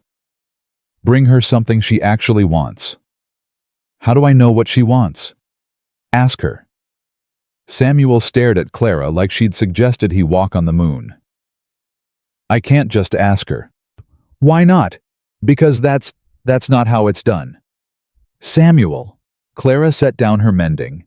If there's one thing I've learned in my 40 years on this earth, it's that most problems come from people not talking to each other. You want to know what Emily wants? Ask her. Listen to her answer. Remember it. That's how you show someone they matter. Samuel was quiet for a long moment. Did Papa ask you what you wanted? He did. Every single day. Still does. And you told him? I did. It was terrifying at first, being that honest, but it got easier. Clara picked up her mending again. The right person won't run from your truth. They'll lean into it. Samuel left for town an hour later. He came back with news that Emily had agreed to let him drive her to the harvest dance. I asked her, he said, still looking stunned. Just asked, and she said yes. See, talking works. You might be the smartest person I know. Might be. Samuel grinned. Definitely are. The harvest dance became a turning point. Not for Samuel, though he and Emily did look beautiful together. The turning point was for Clara. She walked into the church hall on Jacob's arm. 4 years ago, she'd been the scandal of Wind River Valley, the widow who'd trapped a grieving man, the broken woman Robert Hale had destroyed. Now women rushed to greet her, hugged her, asked after her boys, told her how much the women's circle had meant to them. You changed this town, Mary Whitmore said. You know that, don't you? I didn't do anything special. You told the truth. In a world full of lies, that's the most special thing there is. Clara didn't know what to say. Jacob found her later standing alone by the punch bowl. You look overwhelmed. I feel overwhelmed. All these people treating me like I matter. You do matter. I know that now. But it's still strange. Being seen. Being valued. Clara shook her head. I spent so many years invisible. First with Robert, then alone. Now suddenly everyone wants to talk to me and I don't know what to do with it. You do what you've always done. Tell the truth. Help where you can. Let the rest fall where it may. When did you get so wise? I learned from my wife. He pulled her onto the dance floor. She protested she wasn't a good dancer. She'd step on his feet, but he didn't listen. They danced, badly, laughing. And for the first time in her life, Clara felt like she belonged exactly where she was. Winter returned. The 4th anniversary of the blizzard that had brought Jacob and his boys to Clara's door. We should do something, Daniel said at breakfast. To celebrate. Celebrate what? William asked. The day Mama saved us. I didn't save you, Clara said. The storm brought you to me. I just opened the door. Opening the door was the saving part, Samuel said quietly. You could have left us outside. Most people would have. Most people aren't monsters. No, but most people are scared. Scared of strangers, scared of obligation, scared of change. Samuel met her eyes. You weren't scared. I was terrified. But you still opened the door. Clara had no argument for that. Jacob suggested they visit Clara's old homestead. None of them had been back since she'd moved to the ranch. Are you sure? Clara asked. It's probably falling apart by now. I'm sure. I think we all need to see it." They bundled into the wagon bigger now to fit their growing family. Samuel rode alongside on his own horse. William drove. Daniel sat between Jacob and Clara, chattering the whole way. The homestead came into view as the sun began its descent. Clara's breath caught. Someone had been maintaining it. The fence was intact. The roof had been patched. Smoke rose from the chimney. "Jacob, what did you do?" "I didn't do anything." "Then who?" The door opened. A young woman stepped out, a baby on her hip. Clara didn't recognize her, but she recognized the look on the woman's face, that particular combination of fear and hope that came with being alone and desperate. "Mrs. Callahan?" The woman's voice shook. "I'm sorry, I know I shouldn't be here. But the church said this place was empty, and I needed somewhere to stay, and it's all right." Clara climbed down from the wagon. "What's your name?" Ruth Jameson. "This is my daughter, Sarah." The baby was maybe 6 months old. Tiny. Perfect. Ruth couldn't have been more than 20. "Where's your husband, Ruth?" Ruth's face crumpled. "Dead. 3 weeks ago. Mining accident. We lost everything. I didn't know where else to go." Clara looked at this girl because she was just a girl holding her baby in the cold. She saw herself, 20 years ago, alone, desperate, with nowhere to turn. "How long have you been here?" "A week. I've been trying to keep things up. I didn't take anything, I swear." "Ruth, stop." Clara took her arm. "Come inside. It's cold and that baby shouldn't be out here." "You're not angry." "Why would I be angry? You found shelter when you needed it. That's what this place was built for." Ruth burst into tears. Clara led her inside, made tea, held the baby while Ruth composed herself. Jacob and the boys waited outside, giving them privacy. "I don't have anywhere to go," Ruth said finally. "No family, no money. I thought maybe I could work, but with Sarah." "You can stay here." Ruth stared at her. "What?" "This was my home once. It's meant to be a refuge. If you need it, it's yours." "But I can't pay." "I didn't say anything about paying. I said you could stay." "Why would you help me? You don't even know me." Clara thought about Christmas Eve, about a blizzard and a broken wagon and 4 strangers at her door. "Someone helped me once, when I needed it most. This is how I pay that forward." Ruth cried again. Clara let her. Sometimes, the best thing you could do for someone was witness their pain without trying to fix it. They stayed until dark. Clara showed Ruth where everything was, explained which floorboards creaked, which window stuck, how to bank the fire so it lasted through the night. "I'll send supplies tomorrow," she promised, "and someone to check on you weekly." "I don't know how to thank you." "Stay alive. Raise that baby. That's thanks enough." The ride home was quiet. Even Daniel had nothing to say. Finally, Jacob spoke. "You're remarkable, Clara Callahan." "I'm practical. There's a difference." Practical would have been turning her away. What you did was grace. Clara shook her head. "I just saw someone who needed help and helped. That's not grace. That's basic human decency. In my experience, basic human decency is rarer than grace." Clara had no answer for that. Winter deepened. Christmas approached. Clara threw herself into preparations. This would be their 5th Christmas together, 5 years since everything changed. She baked, she decorated, she wrapped presents she'd been collecting for months. "You're overdoing it," Jacob observed. "I'm celebrating. There's a difference."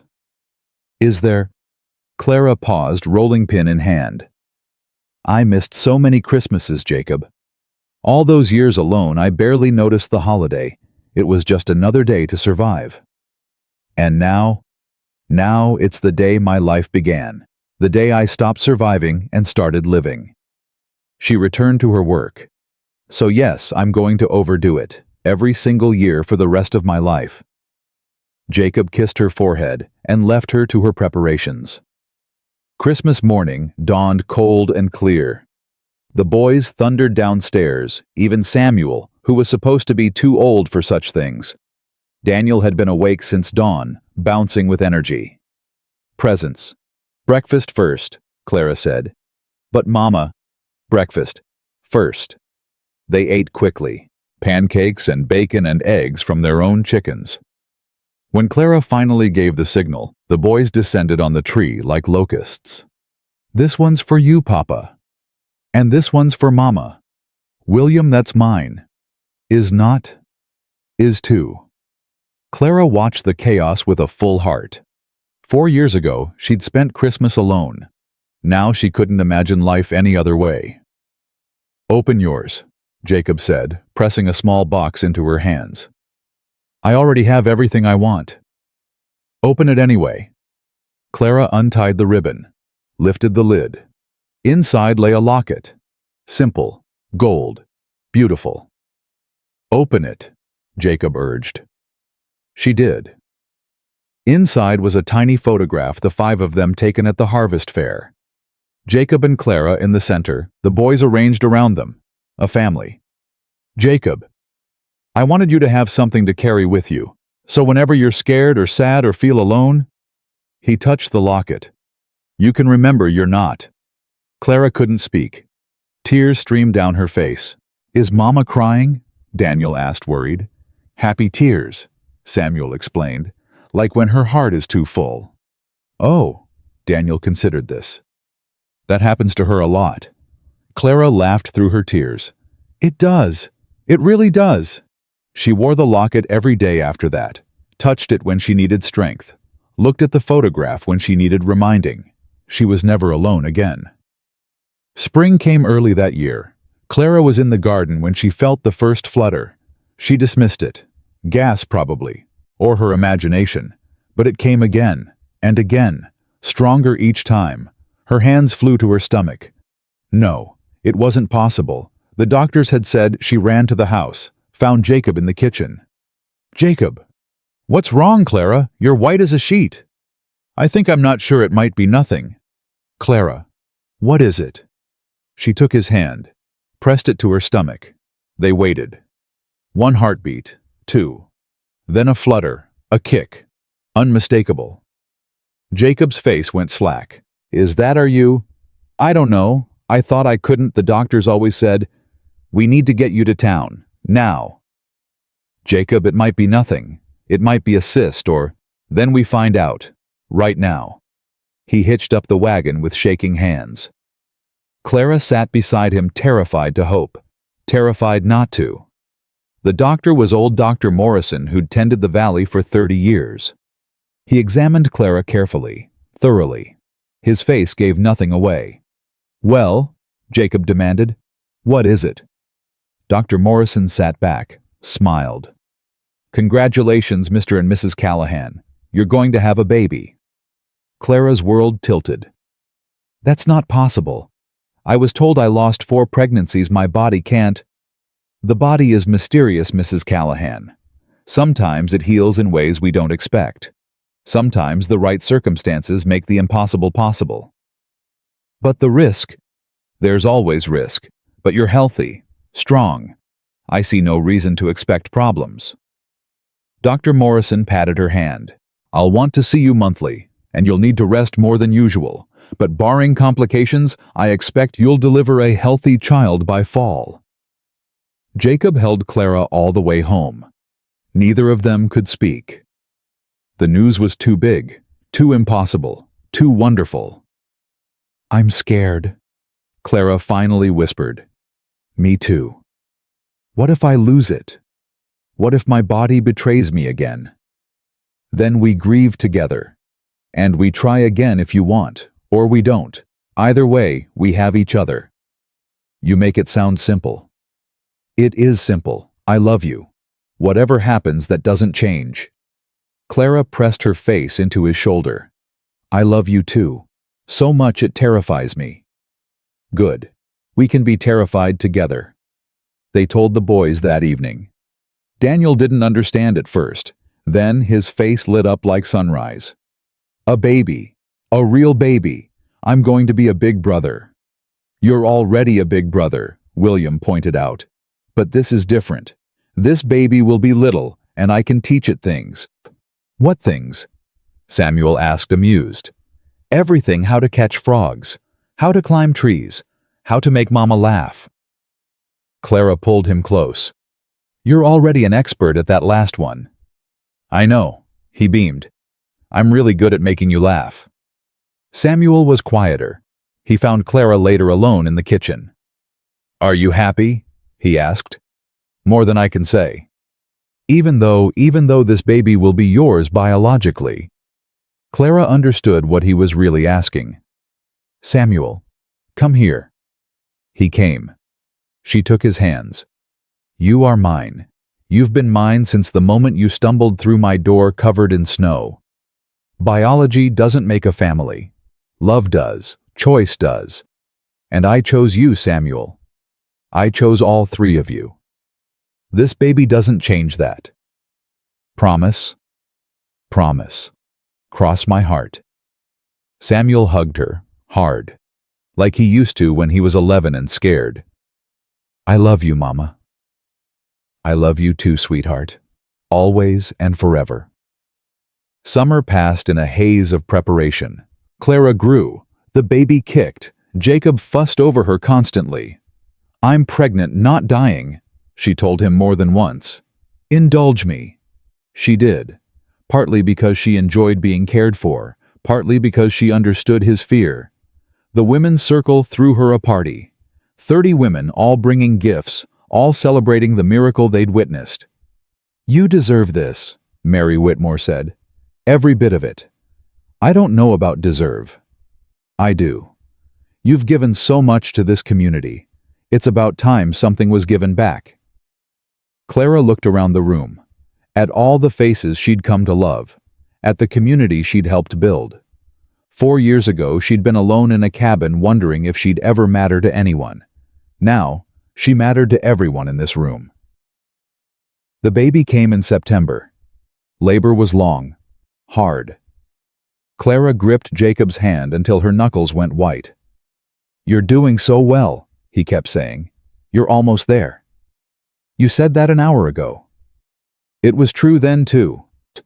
She wanted to hit him, settled for squeezing his hand harder, and then, after 18 hours, a cry. Thin, reedy, perfect. "It's a girl," Dr. Morrison announced. "A healthy, perfect girl." He placed the baby in Clara's arms. She was tiny, red-faced, absolutely beautiful. "Hello?" Clara whispered. "I've been waiting for you." The baby opened her eyes, looked up at Clara with the same intensity Clara had seen in her own reflection. "What's her name?" Jacob asked, his voice rough with emotion. Clara thought about it, about all the names she'd considered over the months, about what this child represented. "Hope," she said finally. "Her name is Hope." Jacob kissed her forehead. "It's perfect." The boys met their sister that evening. Daniel was fascinated. "She's so small. Was I ever that small?" "Smaller," Clara said. "No way." "Way." William hung back uncertain. "Can I hold her?" "Sit down first. Support her head." He sat. Clara placed Hope in his arms. William's face transformed. "She's looking at me." "She is." "Hi, Hope. I'm your big brother William. I'm going to teach you how to fish." Clara's eyes filled. Again. Samuel was last. He approached the bed slowly, like Hope might disappear if he moved too fast. "Mama, come here." He sat on the edge of the bed. Clara shifted Hope so he could see her better. "She looks like you," Samuel said. "You think so?" "Same eyes, same stubborn chin." Clara laughed. "She'll need that stubbornness, growing up with 3 big brothers." Samuel touched Hope's tiny hand. Her fingers curled around his. "I'll protect her," he said quietly. "Always." "I know you will. This is what you wanted, isn't it? All those years. This is what you dreamed about." "Part of it." Clara looked at her family, all 5 of them now gathered around her bed.